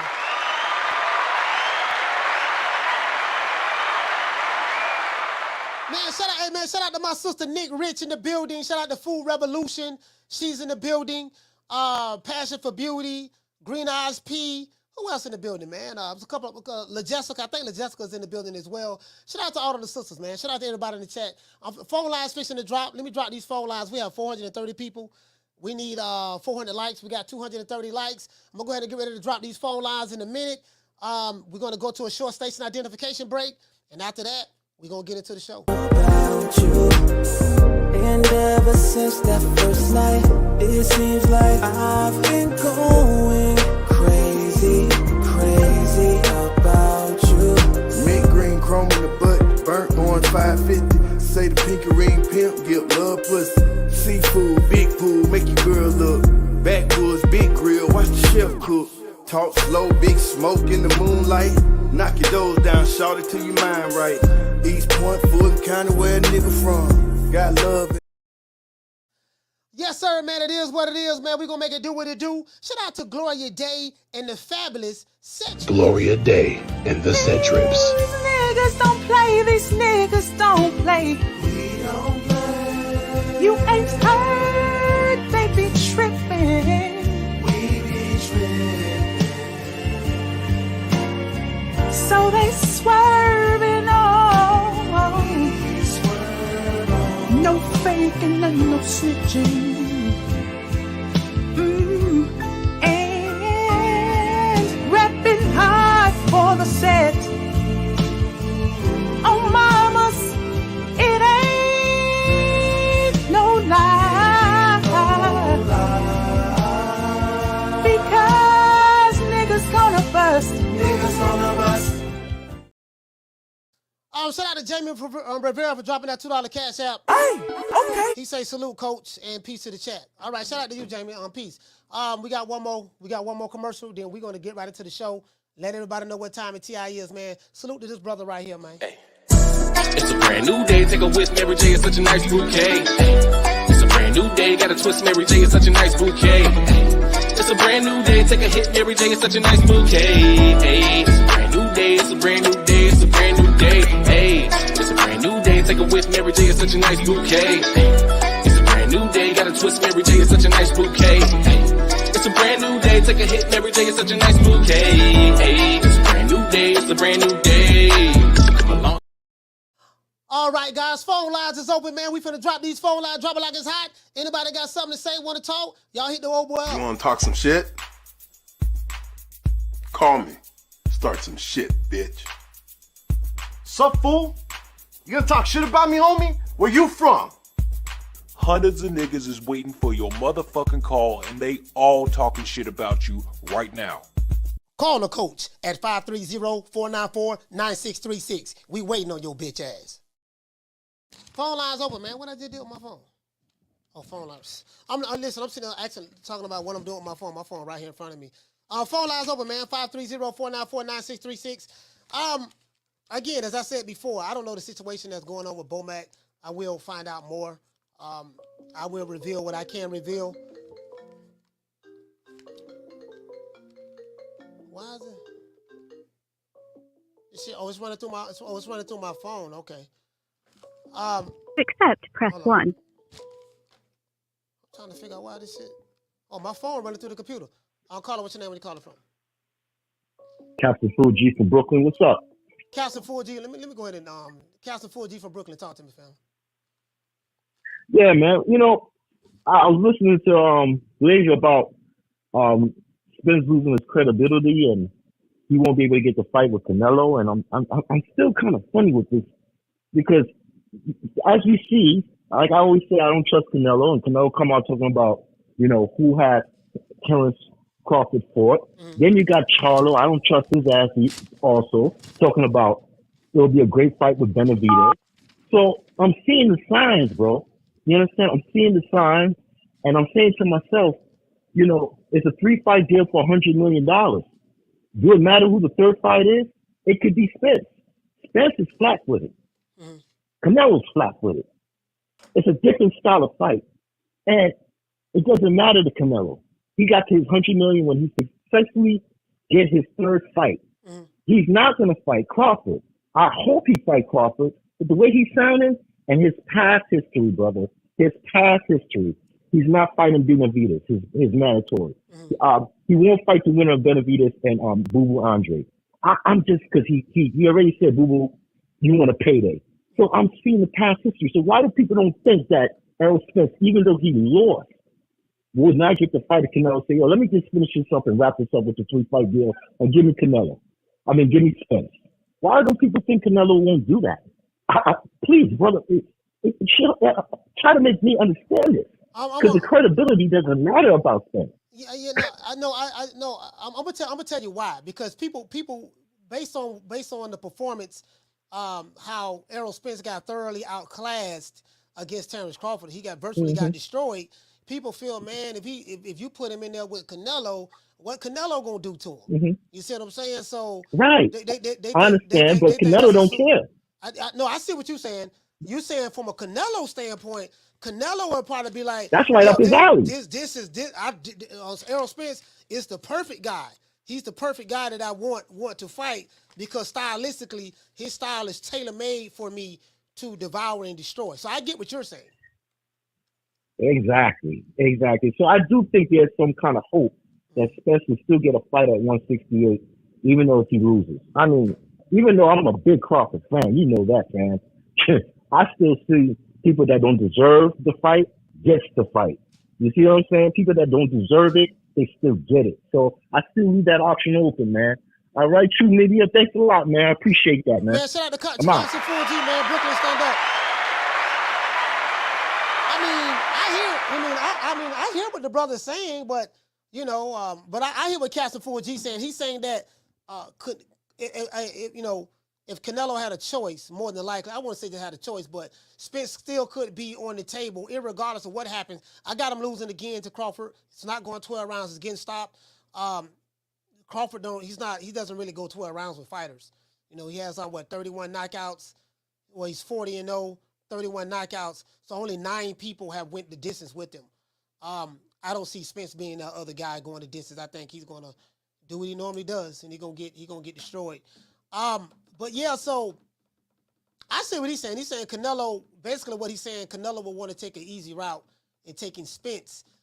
It's amazing how one fight changed everything for Errol Spence. Spence was looked upon as his monster, irremovable object. He had a hell of a fan base, a hell of a support group, with Showtime and with PBC, and the mainstream media was behind him, and a lot of the bigger YouTube channels were behind him. And it's like after he thoroughly got destroyed by the guy who didn't fight anybody, the guy who was too light in the ass, the guy who was overrated, the guy who really, he should have just been happy just to be in the ring with Errol Spence. He got destroyed by that guy, and it's making people look at Spence like, man, he really wasn't what we thought he was. And, that's what I see going on. Caller, what's your name? Where you calling from? Al Heyman. Caller, what's your name? Where you calling from? This is Al Heyman. Okay, Al Heyman. Thank you for calling, sir.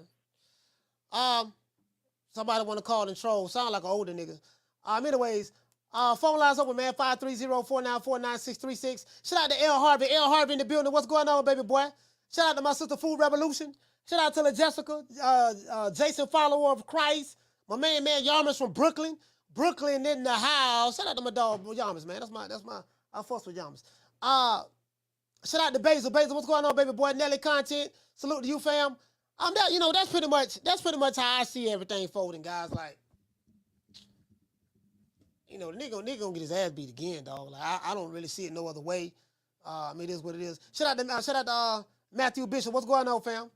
Candy Slim, what'd he say? He said Al didn't want no smoke. Yeah, I don't know who that is. You guys know I talk, again, and I don't want to throw anybody under the bus. But I know Al's voice. That ain't his voice. True. Who the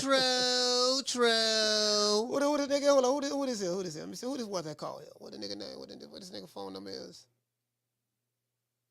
See who this was that called.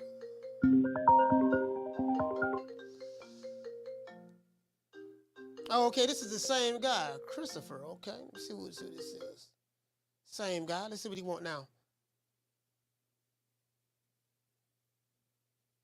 Caller, what's your name? Where you calling from? Nobody hangs up on Al Heyman. We're gonna need to shut this live down, brother. Oh, yeah? You did too much, man. Oh yeah, well, shut it down. Shut it down. My Wakandas ain't happy right now. I know they ain't happy. Man. You losing us money. You're talking bad about Spence. This ain't gonna work out. We're gonna have to shut you down. What did I say bad about Spence, sir? He's not flat-footed. He did have an eye injury that people didn't know about. Two of his ribs were shattered. We couldn't spar. We couldn't spar for 6 weeks. That's a lie. It was really 8 weeks. The clone situation, that's classified. Can't talk about it on live. But yeah, we're gonna need you to talk a little better about Spence, or we're gonna be shutting these things down one by one, sir. What did I say bad about Spence, sir? Can you give me some examples? All right, the brother hung the phone up.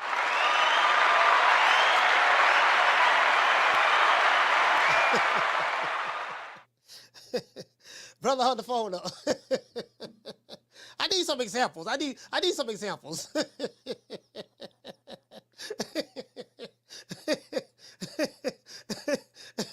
I need some examples. Hey, Nick Rich say trolling hard on a holiday. No, this is Labor Day. You know what I mean? This is Labor Day. That the same dude called twice. All right, let's see who this is.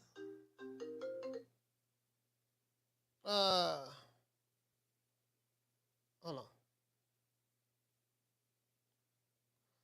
My phone is hooked up to the computer. All right. I'll call it. What's your name? Where you calling from?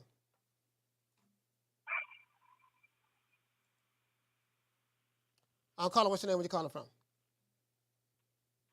What's up, man? This Mastermind coming from Ohio, Cincinnati. Your name is Mastermind? Yes, sir. Calling from Cincinnati, Ohio. Talk to me. Man, hey, that boy Devin Haney balled on him, didn't he? Undisputed, undefeated.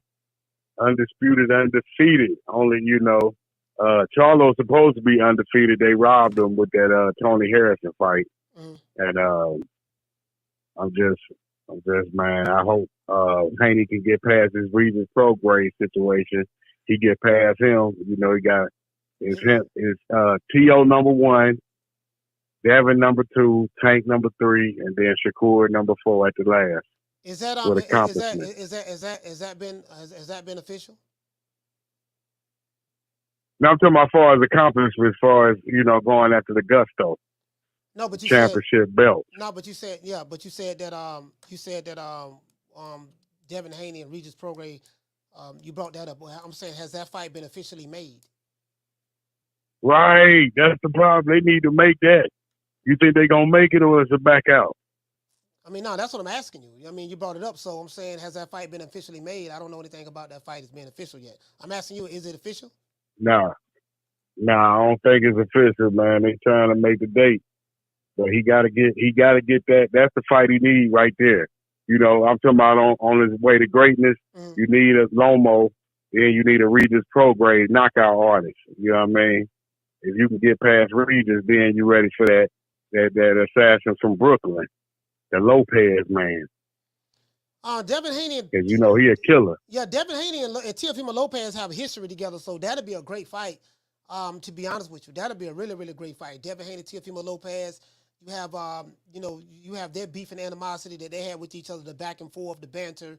Then you have Bill Haney, and then you have T. Diddy, Teofimo Sr. So, me personally, I just think from a PR standpoint, I think from a publicity standpoint, I think that'd be a really, really good fight.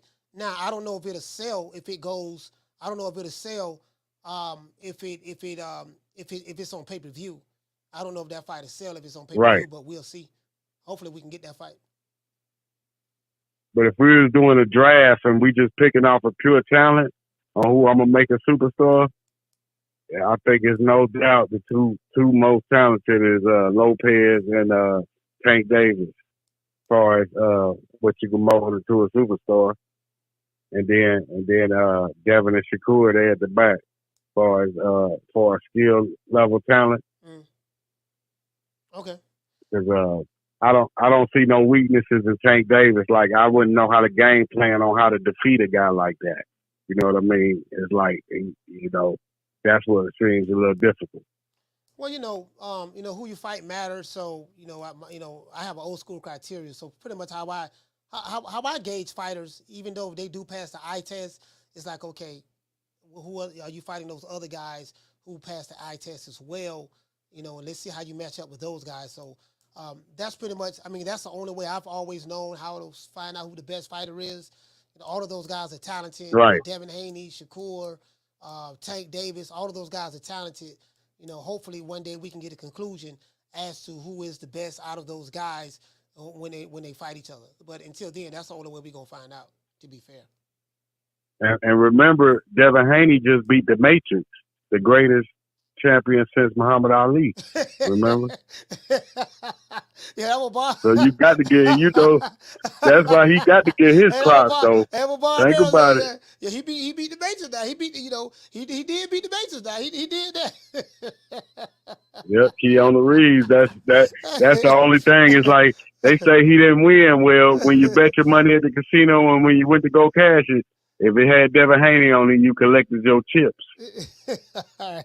Hey, well, shout out to I'm Mastermind. trying to tell you. Mastermind Cincinnati, man. Thank you Yes, for calling us sir. up, brother. Salute, fam. Hey, appreciate you, brother. Yeah, man. Yes, sir. He beat the Matrix now. Hey, you know what? Hey, as soon as he said that, this is what I thought about. What about Rocky Marciano? Oh, there they go.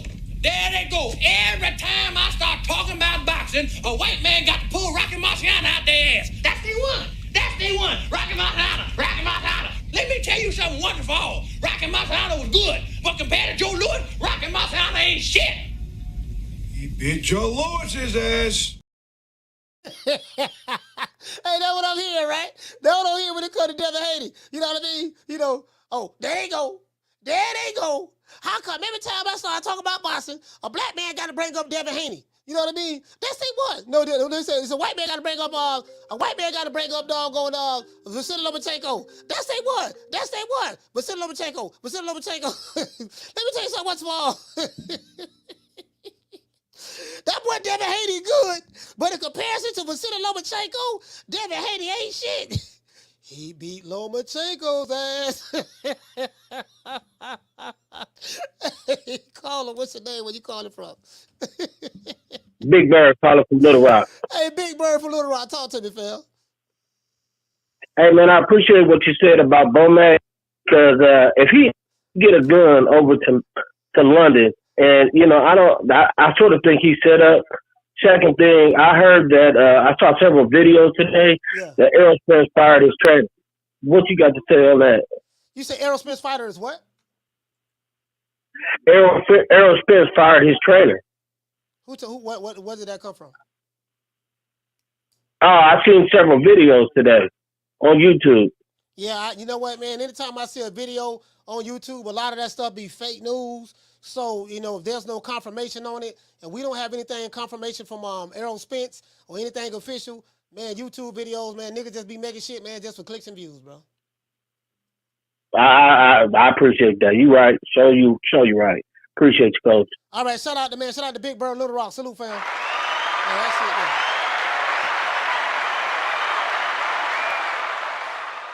Yeah, like you always gotta vet it. Like especially when information is coming from questionable sources and stuff like that. You always gotta vet it, man. Like you gotta take like stuff that you get from YouTube, like people who drop videos and stuff. You know, a lot of these guys you gotta question. You gotta oh man, you know, shit.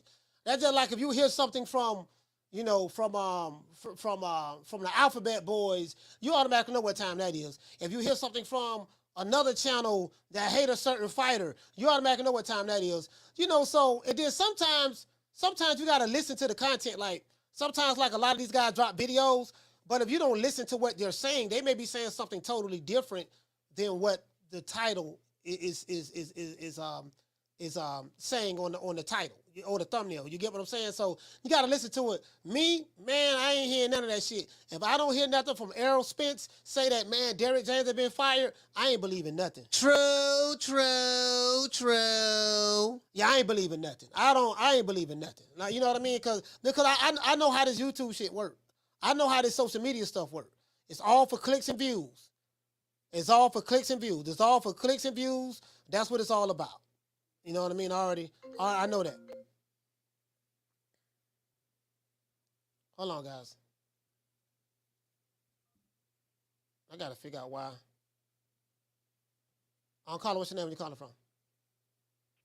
Troy Graham, Baltimore. What's up, Coach? What's up? Troy, what's going on, fam? Go ahead. I heard a thing, and not from a source, you know, from a reliable individual, right? On Spence. Yeah, he was looking for a new coach. I can even tell you the two that he's looking into. Mr. Jones and the brother who coached Tank. Those are the two people that he's looking at right now. Where you got that from? I got that from a brother who I've interviewed numerous times, and you spoke to him yourself, too. You spoke to him and Tommy Brooks right on Major Key.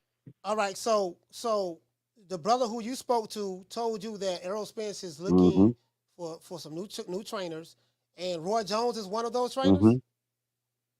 You mean the same Roy Jones who Errol Spence don't like? Who that Roy Jones? I don't believe that. I don't believe that. Difficult times make strange bedfellows, my friend. Yeah, I don't believe that. Yeah. Hey, well, I didn't say he was going to sign with him. He just said he's looking into him. More than likely, he's going to go with the brother that's in Baltimore. More than likely, he's going with him. Yeah, I don't believe any but of it. Yeah. I don't believe any of it. Well, we'll see what happens. We'll see how it plays out, you know. We'll see how it plays out, man. But this brother's always been reliable, and he's a no-nonsense individual, so he's not one for hearsay, you know. I don't believe it. I don't believe it. If I don't hear Errol Spence come out and say it or Derrick James come out and say it, I don't believe it. Yeah. Well, shout out to Troy, man. Troy, thank you for calling the show. Yeah, brother. All right, salute. All right, brother. Yes, sir.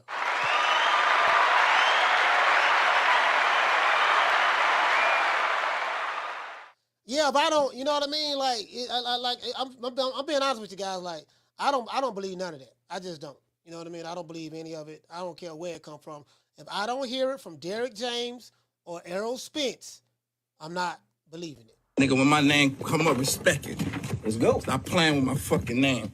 All three of y'all, stop playing with my name. I ain't gonna say it no more. Put some respect on my name. I'm just being honest with you. You know what I mean? I'm not gonna believe a YouTube channel. Like, nah, you know, because I'm gonna ask you a direct question. Where did you get that from? Is there any proof of this? Nah, it ain't no proof, dog. It just speculation. Oh, okay, it just speculation. I ain't, you know. Yeah, it's just speculation. Yeah, all right. You know, sources say. You know, is this sources say? Shout out to Food Revolution. Is this sources say? Is it according to reports? You know, you get what I'm saying? Like, like, you know, that's what. Hey, shout out to Cooking with Sir Senior. Is this sources say, or according to reports? Well, according to reports, you know, sources say that Big Booty Judy. Where did you hear this from? Well, see, this is where I heard it from, right? I was in the script club down here in Miami, right? I was at Club Live in Miami. And what happened was, when I was going through the door, I overheard a security guard talking to one of the scrippers. What's her name? Her name was Big Booty Judy.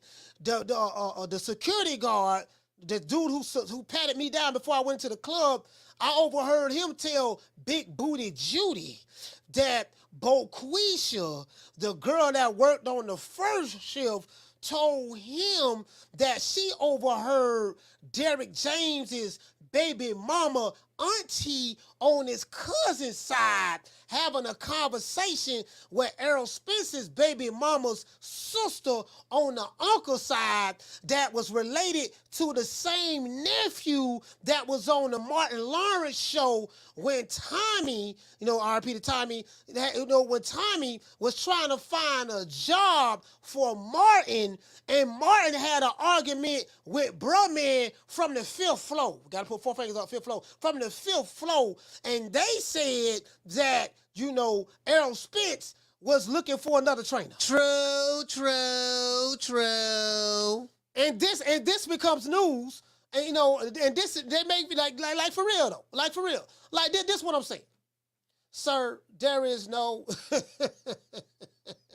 Okay, all right. Big Booty Judy, Sarah, the auntie, bow-legged Kim was talking to her nephew on the sister's side.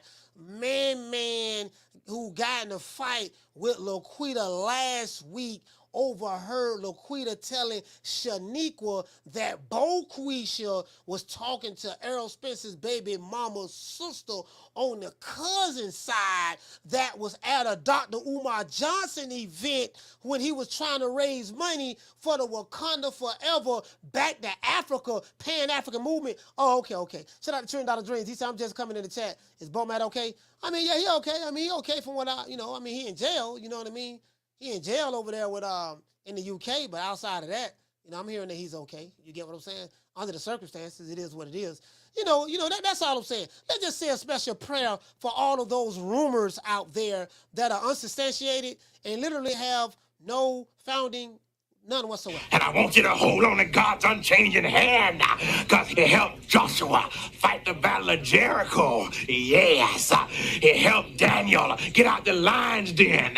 He helped Gilligan get off the island. Lord. You know, if the Lord can help Gilligan get off the island, the Lord can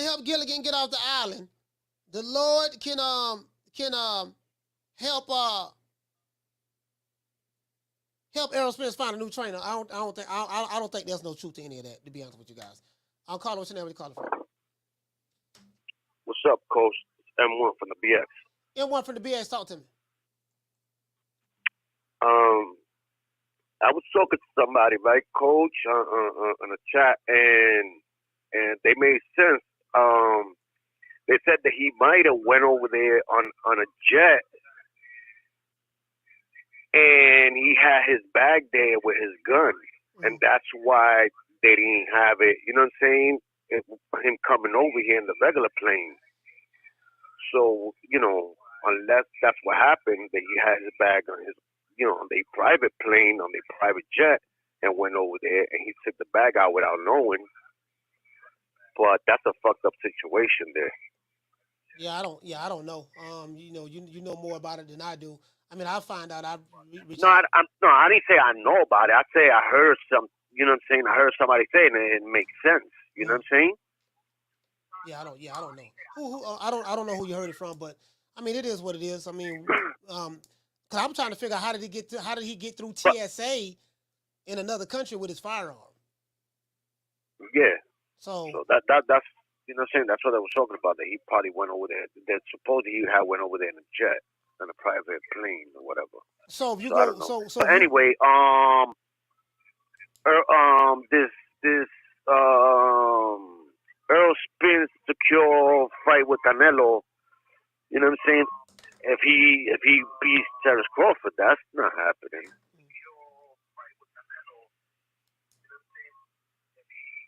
You say you don't think that's happening? If he beat him?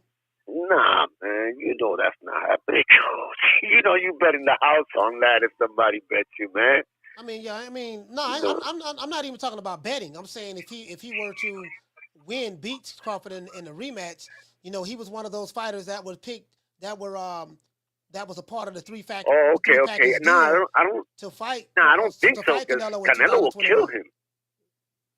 Nah, Canelo will kill him, man. I don't know. Some people. Canelo hits too hard for. So you don't think that fight happened? No, because his style is tailor made for Canelo, and they know that Canelo hits hard. And he really breaks eyes. If you think Errol Spence break eyes, Canelo breaks eyes for real and breaks ribs and all that shit. So I don't think they'll put him through that. All right. Well, shout out to N1 from the Bronx, man. Salute to you, fam.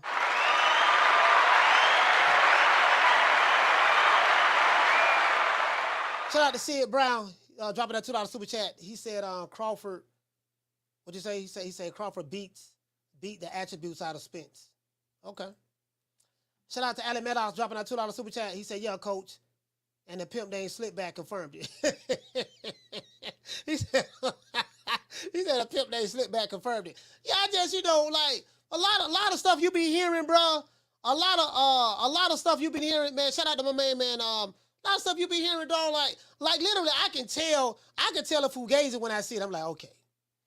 I question who it's coming from, and then I say, okay, let me just check this out, see what it's saying. You get what I'm saying? It's like, oh, okay, it is what it is. Like sometimes you have to refute like certain rumors. Like you may hear rumors that's going around that's spreading rampantly. Remember, YouTube is all about the clicks and the views. That's what YouTube is all about. YouTube is all about the clicks and the views. If I can come up with a juicy enough headline, to get you to click on it. If the thumbnail is juicy enough, you'll make you want to click on it, and that's what it's all about. And so, I mean, that's just the reality of the situation. I can't sit here and lie to you guys and say that I know for a fact Errol Spence is looking for a new trainer, because I'll be lying. I don't, and anybody that says that, I don't believe it. I don't believe it. If I don't hear Errol Spence say, "Yeah, man, I'm looking for a new trainer, man. Me and Derek, man, we had a good ride, man. Oh, good ride, man. We did good, man, all the way up to Terence Crawford. You know what I mean?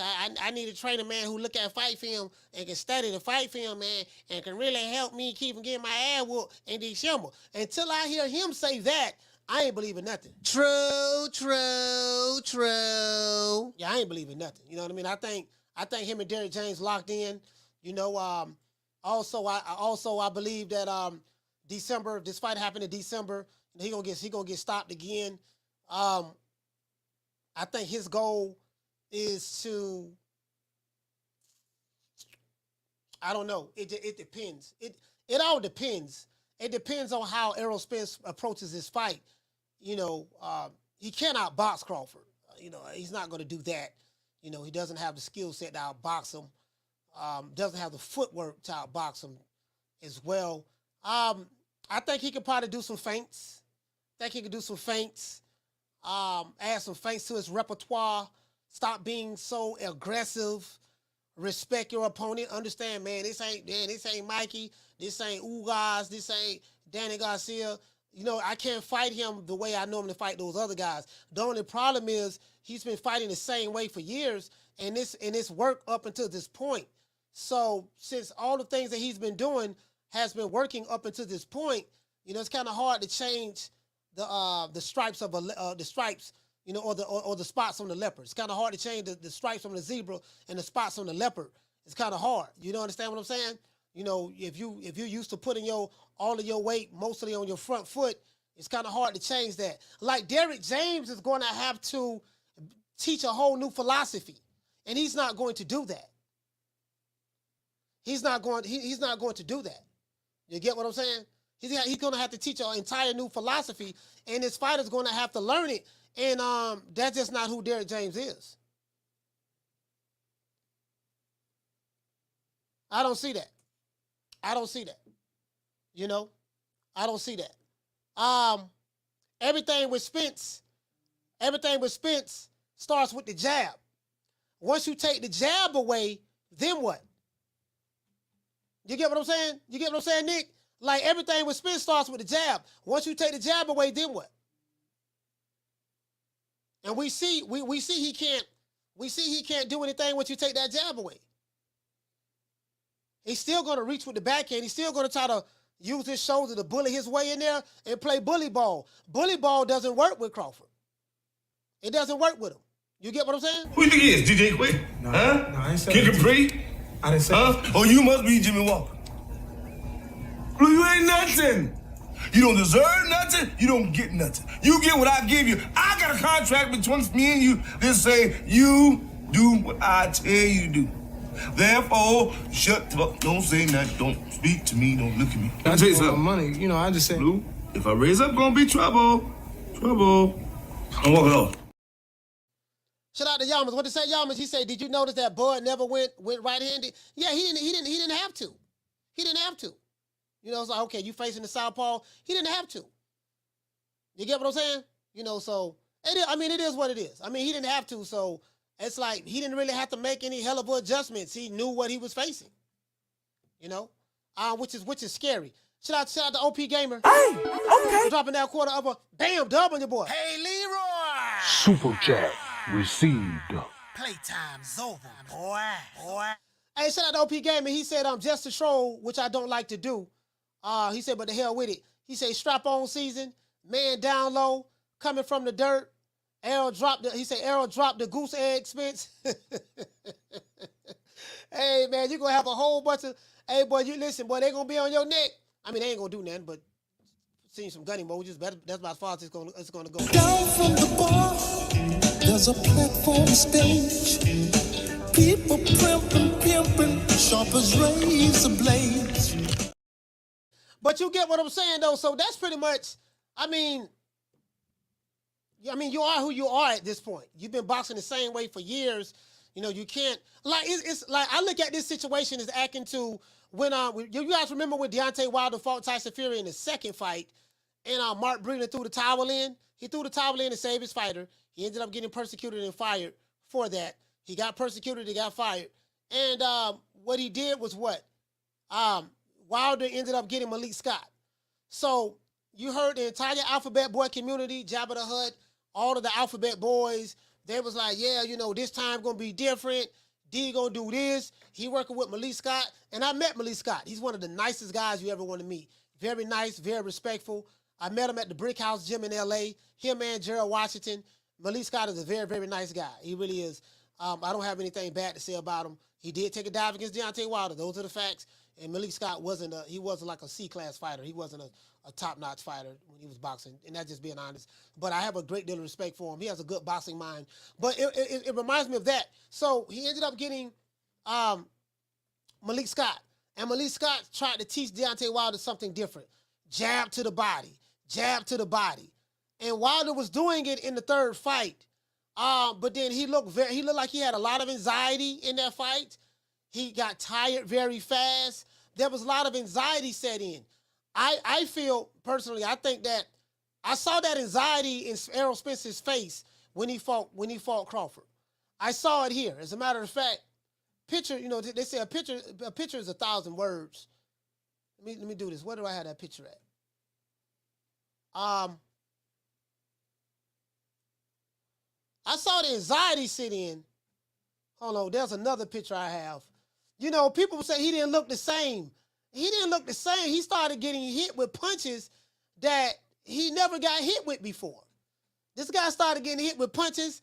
It started getting punched from angles that he haven't got punched with before. He was walking into traps after trap after trap. He did not understand, like, man, what the hell going on? Like, Derek told me they're going to be easy. They told me I was the eye collector. You know, man, they told me that he ain't fought nobody. They told me, man, that I'm the bigger, stronger fighter. They told me, man, that I punch harder and I'm gonna break him down and when I break him down, that's gonna be that and we gonna win and you know I'm gonna be undisputed welterweight champion of the world. They told me all of that, right? And there's only one problem. When he got in that ring, I felt like, now one thing I will say about Spence, he's a dog. He kept getting up, you know, but just because he's a dog, he kept getting up. He did do that. I think the referee saved him from the knockout. He was gonna get knocked out. But this right here, this it right here. He had a perplexed look on his face. Hold on, let me do this. Take that to desktop. I'm downloading some photos. I want you guys to look at. I'm downloading some photos that I want you guys to look at. Because I want you to see the look on this man's face. Look on his face right quick. And I'm gonna give you something else. I think this is when he knew. I think this when he knew it was real. I'm finna give you guys something else. We download it right here. Download that right there.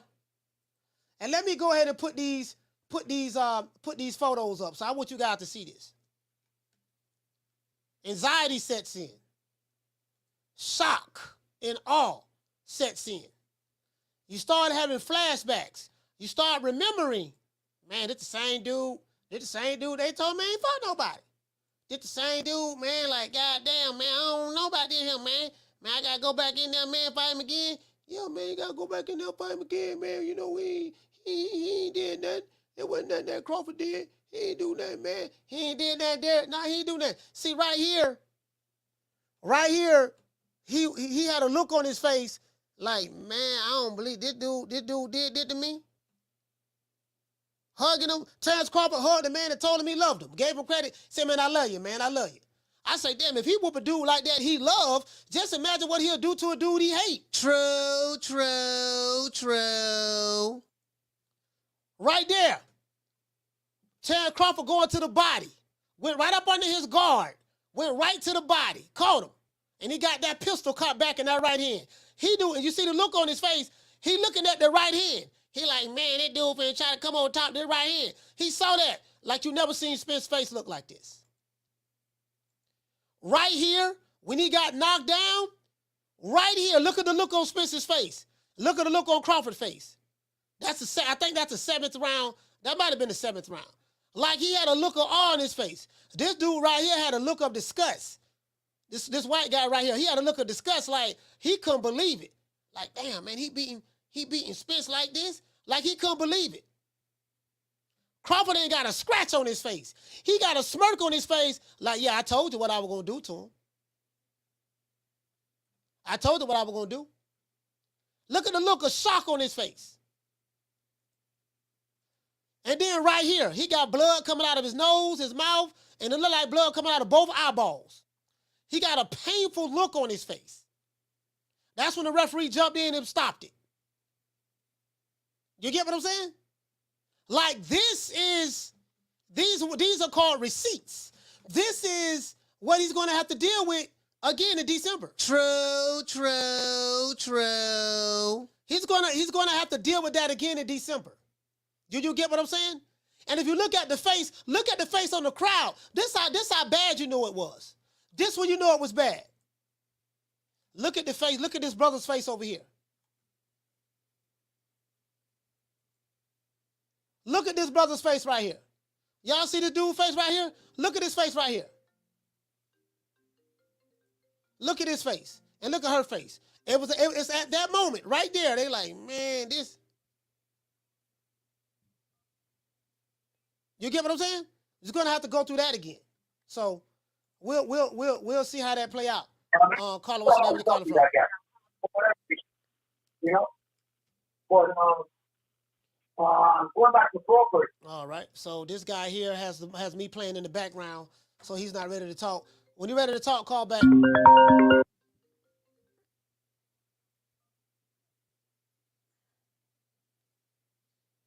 D-Block, talk to me.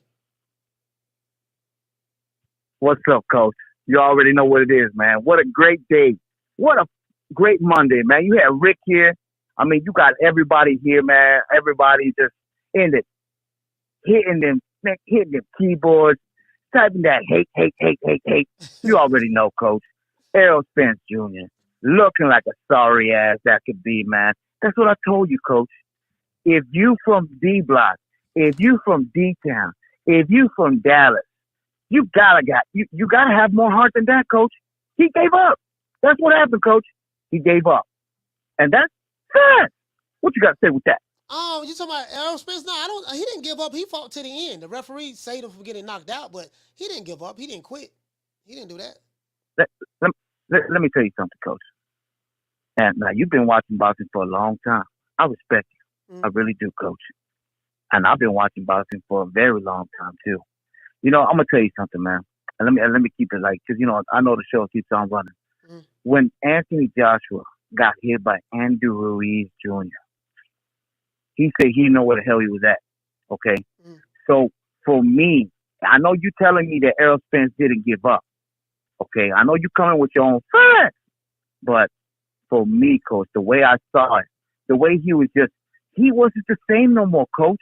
He got the dog taken out of him, Coach, and that's fact.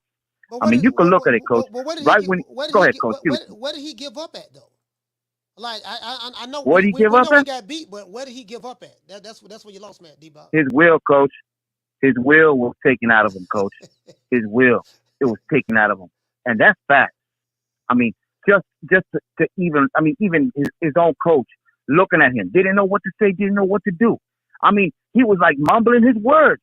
You didn't know what the hell he was saying, and he wasn't coming with facts at all, Coach. I mean, he was making his boy look bad. And even Charlo knew that, Coach. Charlo knew something was wrong. And Charlo also, with facts, knows his ass going to be in the same side of the corner when Terence Crawford whoop his ass the same way. Like, why the fuck do I got Derrick James after he couldn't solve the puzzle, which is Mr. Buzz Crawford? And that's real, Coach. That's reality at its best. Now, I want to shift a little bit, Coach, if it's okay with you. I know the show's long. I know the show's cutting off. I know, my bad, Coach. Let me tell you something. Now, when I come to the show, I come with nothing but hateful Benavides, Tank Davis, Errol Spence Jr., the Charlos, Rick Tans, Coach Eddie. Casino Life Prayer. It's been a while. We need to put his face out there in a milk carton. I haven't seen him in a while, but it's okay. Homie probably got, he's doing this thing. But let me tell you something, Coach, and just be real with me, okay? Have you noticed that Tank Davis and Calvin Ford have been very quiet lately? Have you noticed that, Coach? It's been silent in Baltimore. You know why, Coach? Because they're fumbling their thumbs right now saying, now, how do we tell the public that we got Isaac Cruz coming up? How do we make that work? Okay, Coach? Do you think do you really think that it's going to be worth it, Coach, for them to sell out Tank Davis like that? You said they've been quiet lately, Tank and Calvin It's been Ford? quiet. It's been quiet. It probably ain't nothing to talk about. Like, he ain't got no fight coming up. What is there to talk about? Coach, we talk about the face of boxing, Coach. They promote him as the face of boxing. You know what I mean? It don't make any sense, Coach. That's what they say. You see what I mean, Coach? Yeah. So that's why I love your show. That's why we keep it real. Let me get out of here, and I'm going to tell you something, Tank Davis lovers. If he was really the talk of the town, people still be talking about it. But you know why I talk about him? Because I come nothing with hate, with facts. D-Block, D-Town, D-City, D-Bill, Baltimore, stand up. Hey,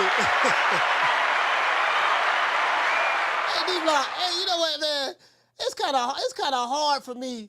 Like the thing is, D-Block, like, you got to get that tattoo off your hand, dog. Like, at this point, D-Block, your whole mission need to be to get Tank Davis's name off tattooed off the side of your hand, bro. Like, you honored the bet. You showed the picture. I have it in my community tab. I do have the picture on my community tab where you took a picture and you sent the video. It's in my community tab right now. Tank D-Block has a tattoo, a Tank Davis tattooed on the side of his hand.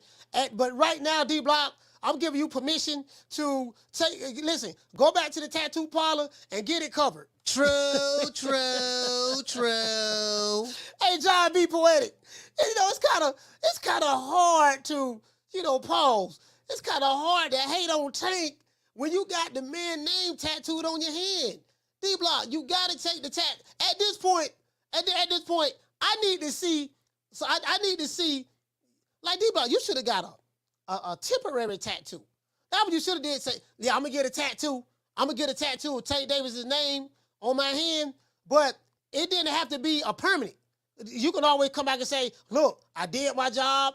I took a picture of my hand. As you guys can see, I got Tank Davis' name tattooed on my hand, but I didn't say it was a permanent tattoo. Like, you could have had a temporary tattoo, True. Errol Harvey said he loved that tattoo, coach. Hey, Errol Harvey. Hey, look here, man. Bruh. Hey, you get what I'm saying? My nigga, I hate Tank Davis. Who was that name on the side of your hand? Oh, Tank Davis. True. Hey, D-Block, man, you gotta go ahead, man. D-Block, you gotta get that tattoo off your head, man. Shout out to Felicia Williams. What did say? Say, hey, coach, prayers going to Bomac. Yeah, I don't know exactly what's going on. I know he in the tank. Say he got caught with some fire. So, I mean, it is what it is, man. You got to know the laws when you go into other people's countries. I don't know exactly what happened. I don't know if he brought a gun into the country or if he just tried to, or he purchased a gun in the country and tried to go. I don't know. I don't know, sis. I really don't know. I don't know anything at this moment. Hold on. Caller, what's your name? Where you calling from? Coach, it's D-Block. 2 times. D-Block, talk to me. Now, I want to tell the whole people, man. I want to tell everybody that I hate Tank Davis. We already know this. This is true. This is fact. We know this, coach. I'm so happy this tattoo's starting to fade away, coach. Even people starting to notice. Hey, that tattoo is starting to fade. So, but I'm glad, coach, that I got it because I wanted to prove all the haters. I wanted to prove all the doubters that I can stick to my word. And I kept my word, coach. And that's fact. What you got to say with that, coach? D-Block, are you gonna get the tattoo like covered up, or you just plan on? Because it sounds strange to me that you hate Tank Davis, but you have his name tattooed on your hand. You get what I'm saying? So it's kind of that don't sound crazy to you? It do sound kind of crazy, coach. It do sound kind of crazy. But I'm gonna come with facts, okay? The reason why I haven't taken it down because I want it to fade away. You know why? It's gonna fade away little by little, and that's how Tank Davis' career gonna end, coach. He was at his most high with that Ryan Garcia, and then just like Errol Spence Jr., coach. Like this is what I was thinking about last night, coach. The same way Errol Spence Jr. was so high up there and everybody put on a pedestal, just like sorry-ass bobblehead, Tank Davis. Oh, Mr. Tank in the Tank. He liked to be with his rubber ducky. You already know how he was in jail, coach. He liked to be around a lot of men. He liked to be fondled. He liked to wear women's stilettos. We already know Tank Davis, coach. We know he ain't the real, coach. So that's what I'm trying to say. The same way this tattoo is fading away, Tank Davis' memory from everybody, even Baltimore, will fade away later on, coach. I give Tank Davis another 2 years of fame, coach, and he's out of boxing. He's going to end up being in jail. He's going to end up doing something what's going to cause him to never fight again, coach. And that's that. So the hate is real, coach. You already know, even though I got the tattoo. Let's be real with that, coach. That don't mean I love him. That means I hate him. D Block, D Town, D City, D Ville, Baltimore, stand up.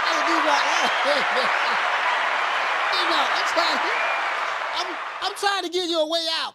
I'm trying to get D Block a way out. I'm like, D Block, look here, man. Look here, man. You can get the tattoo covered. I'm trying to give him a way out. He don't even want the way out. Hey, Jason, shout out to Jason Phillips. He don't even want the way out. D Block, my nigga, check this out, D Block. You my dog. I rocks with you. Go ahead, man. Go ahead, man. And you got permission, dog, from the committee. You got permission from the True Media Committee to go ahead and get that tattoo covered. He won't even get the tattoo covered. True. Hey, D-Block. God damn, D-Block, I'm trying to help you out. I'm trying to help you out. You ain't got nothing to prove no more. You did what you said you was gonna do. You got the tattoo. Okay, you can get it covered now. You don't have to keep wearing it like,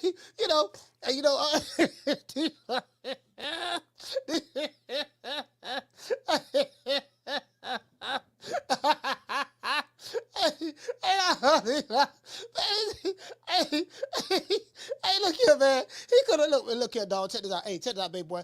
Hey, man, listen. You remember that tattoo I got last week? Yeah. Hey, yeah, I took the picture. I did what I had to do. Okay, let's go ahead and cover that up. I got an African tribal D Block Mexican, so I got a Mexican tribal sign. I want to get put in this, cover this tattoo up. Can you do that? Yeah, I can do that. We can cover that up. Like that's the first thing. I would have. As a matter of fact, I wouldn't have got no permanent tattoo. I would have got a temporary tattoo. Matter of fact, I wouldn't have even made that bet. True. You remember? I was trying to talk D Block. I was trying to talk D Block out of getting the tattoo. I said, D Block, why you want to bet the tattoo, D Block? Nah, coach, man. What I want to do, man. Coach, what I want to do, man. Remember D Block said that the loser had to get a tattoo on the side of their face. God damn, I said, just suppose he would have got a tattoo on the side of his face, bro. Let's give everybody a round of applause. Yeah.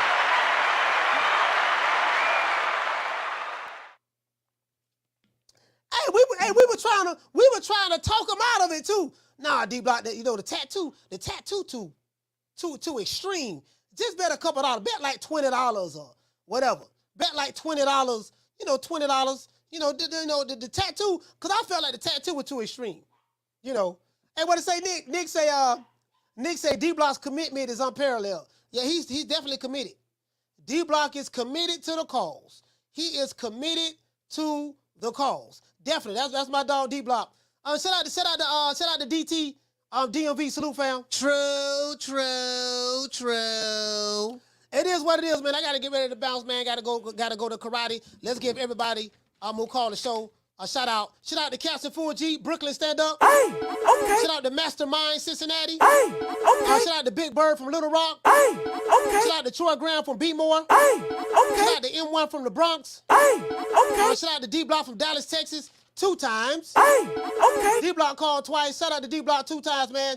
Shout out to Ellie Maddox. Hey, okay. Shout out to Ellie Maddox dropping that $2 super chat. He said D Block got it wrong. It was crying Ryan that quit. Yeah, Ryan Garcia did quit now. Those are the facts.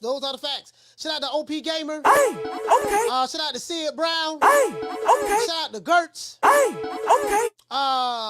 Shout out to Jaden Anthony. Hey, okay. Shout out to Profound Dreamer. Hey, okay. Shout out to D Style. Hey, okay. And shout out to Michael as well. Hey, okay. It is what it is, man. Shout out to Larry Lopez. Shout out to my sister Elena in the building. Shout out to who else we got? Shout out to my sister Nick Rich. Hey, okay. Shout out to La Jessica. Hey, okay. Shout out to Lil Green Eyes P. Hey, okay. Shout out to Jackie Hernandez. Hey, okay. Shout out to Food Revolution. Hey, okay. Shout out to Passion for Beauty. Hey, okay. Shout out to Justin Watson. Shout out to Nelly Content. Hey, okay. Shout out to my main man L Harvey. Shout out to Flex BX. Hey, okay. Shout out to Corey Bradley. Hey, okay. Shout out to John B Poetic. Hey, okay. Shout out to Dr. T DMV. Hey, okay. Shout out to my main man, Jamie Rivera. Hey, okay. Shout out to, who else we got? Jason, follower of Christ. Salute to you, fam. Hey, okay. Shout out to Basil. Hey, okay. Shout out to Ahmed. Hey, okay. Shout out to the Natural. Salute to you, fam. Hey, okay. Shout out to the Duchess of Wisdom. Shout out to my sister, the Duchess of Wisdom. Salute to you, sis. Hey, okay. Hold on, man. Yeah, I gotta always write the sisters down. Shout out to my sister, Lisa Bells as well. Shout out to Lisa Bells as well. Salute to my sister. Hey, okay. Shout out to, who else we got, man? The Duchess of Wisdom. Gotta always, because it's not that many sisters, so I always want to acknowledge the sisters first. Shout out to D Block as well. Shout out to Rick Timms. Hey, okay.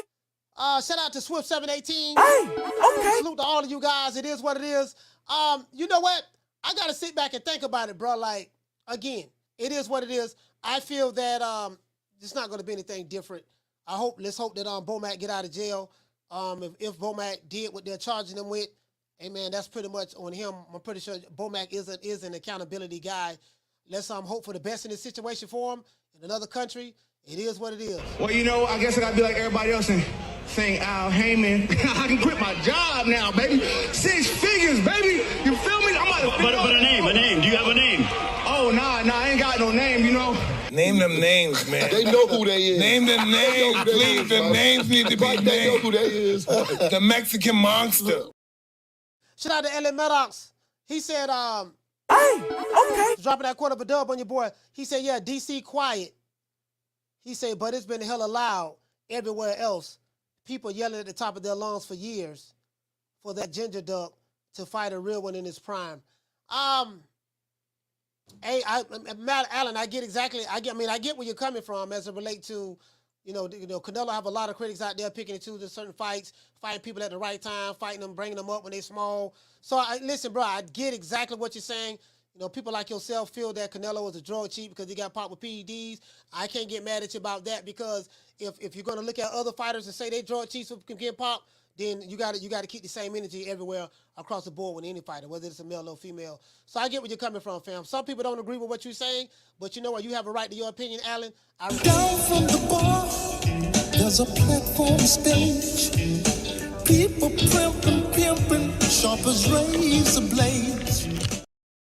It is what it is, man. Y'all already know what time it is. I don't even play, nigga. Wakanda, bring your ass over here, nigga. This what I'm gonna do to you. Oh, Lord, him. Oh, I just kicked Wakanda in the face. Oh, hit him in the stomach. Oh, Lord. Him, slap him. Kick him again. Oh, Lord, I'm beating Wakanda ass. What you gonna do, Wakanda? You want some more? Oh, Lord, hammer. Go up on him. Bam. Catch him in the neck. Ah, Lord, Wakanda is dead. You guys know them Wakanda niggas don't like me, boy. Them Wakanda niggas from the Alphabet Boy community, they do not like me. And guess what? I give 2 fucks about them. Really? I want to thank the whole hood who came out here. I love y'all. I did this for the hood. Y'all know I beat that boy. You get what I'm saying? So it is what it is. We gonna see exactly, man, how all this stuff play out. September the 3rd, if they got the Canelo Jamil Charlo fight, we'll see how that play out. Crawford Spence. I think we pretty much know how that's gonna play out. I got Crawford by decapitation. Some of you guys still have not gotten paid as of yet. You probably won't get paid. These guys are not going to pay you. Don't bet anybody online. If the wood ain't going to be put up, and you got to put the money on the wood to let us know it's all good. If they don't put the bread up, guess what? Don't even worry about it. Hurting the group. I'm the best thing ever happened to this damn group. Nobody's bigger than the group. Y'all ain't stupid. I'm the one selling the records. They coming to see me. They coming to see the Temptations. Ain't nobody coming to see you, Otis. Yeah, we might have to, some of these guys, they may have to go around and, get with my main man, Dr. Umar Johnson, Come fucking with me, you gonna get knocked the fuck out. I'm a knockout artist, baby. All of the tenderonis, if you're looking to have a Garvey baby, I have a man that's willing to get you pregnant. Sister Danielle, when are we going to have a Garvey baby? Lord have mercy, Sister Danielle. You must not have heard me. Sister Danielle wants to have a Garveyite baby with King Kong Alicia. Sister Danielle, and she fine too. Look at them eyes. Sister Danielle, listen, baby. We got to build the nation first. If I give up all my testosterone, I won't have no energy to build the nation. I got to build first. Okay? We must build before the back shots. We must handle the business before the back shots. It is consciousness over the cookies. It is politics over the punani. It is revolution over the romance. Sister Danielle wants to have a baby with King Kongalicious. She fine too. Lord have mercy. Might have triplets. But Sister Danielle, stay focused, my sister. Understand, overstand, and understand that the building, the nation building must come before the back shots. I said the nation building must come before the back shots. Brothers and sisters, we must stay focused. We must stay focused. King, listen, if you sisters got excited for watching King Kongalicious, if you sisters got excited and went to feeling some type of way with the percolating and stuff, because you saw King Kongalicious, let's give all you sisters a round of applause. Hey, let's give the sisters a round of applause. And if I don't like fighters who brag about picking and choosing, ducking and dodging, picking and choosing. I don't like fighters who like to brag about that. You feel me? But when you are put in a certain position, he should be he's able to, like me.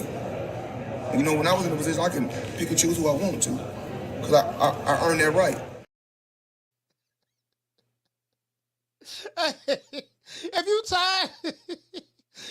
tired of hearing about certain fighters, they so good that they catching bullets with their teeth, I got somebody for you. I am sick of hearing these bullshit Superman stories about the Wassa legendary Bruce Leroy catching bullets with his teeth.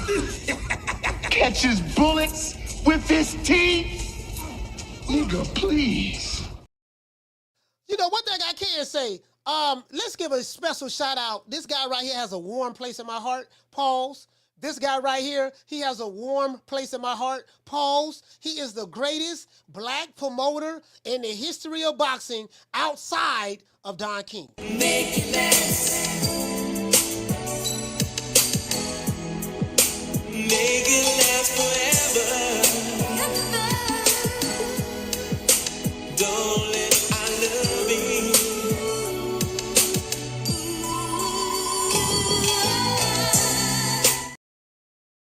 Shout out to LA Maddox, dropping that quarter of a dub. He said, Coach, tell D-Block when he fires shots across the bow, don't ever leave my name out.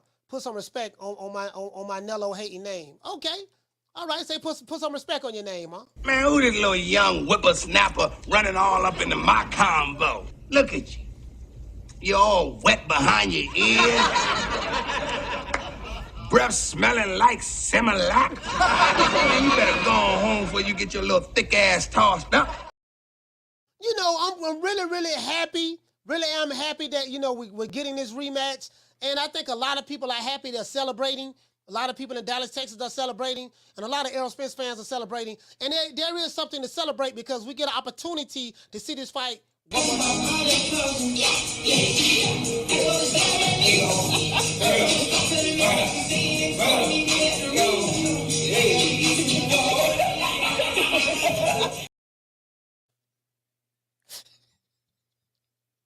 Come on, man. Come on, y'all. We got to come together and collectivize. Now, I run every kind of bitch, every kind of place, and I know one thing. When it comes down on you, you either collectivize or you run like a solitary rat. Now, I do know one way, this is the truth now, I do know one way that Errol Spence can beat Terence Crawford. Beating Crawford is really not that hard. But Errol Spence, if you're listening and watching this show, you're going to have to do this. I am a chain belt in Kung Fu. Bruce Lee was my teacher. Watch this.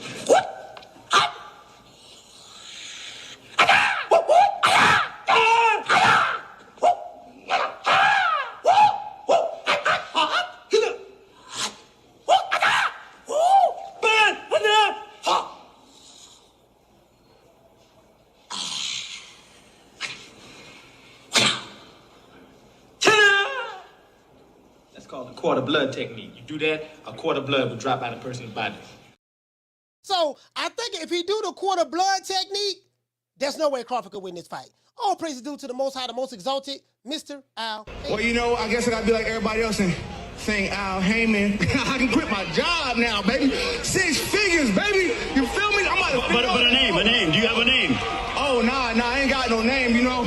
Name them names, man. They know who they is. Name them names, please. The names need to be named. They know who they is. The Mexican monster. You know, shout out to all of the haters. You know, if you're a hater of the show, you don't like Coach Malachi Williams, Riley. Yeah. Fuck you. Fuck the plane you flew in on. Fuck them shoes. Fuck the socks with the bell on it. Fuck them cheap ass cigars. Fuck your yuck mouth teeth. Fuck your hairpiece. Fuck your chocolate. Fuck Guy Ritchie. Fuck Prince William. Fuck the Queen. This is America. My president is black and my Lambo is blue, nigga. Now get the fuck out my hotel room. And if I see you in the street, I'm slapping the shit out of you. Yes, sir, it is what it is, man. We're going to go out like this here, man. You ought to know what time it is. We're going to do it. We're going to do it for the town.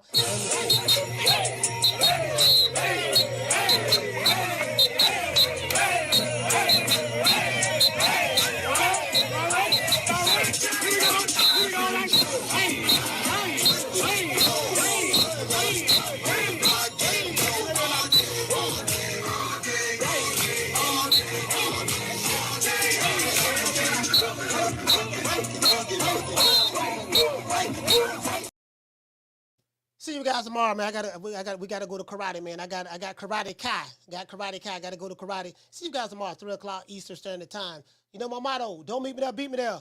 Peace. Sign up to the newsletter. Go to CoachMalachi.com. It's pinned to the top of the chat. Sign up to the newsletter. Anytime I go live, you will get an alert from me or a text message from me just to let you know, hey, we going live. Got a new video. Got a video dropping tomorrow. I'm gonna see you guys tomorrow. Don't meet me there, beat me there. We holla, man. Peace. Man, I'm out of here, bro. Let's go.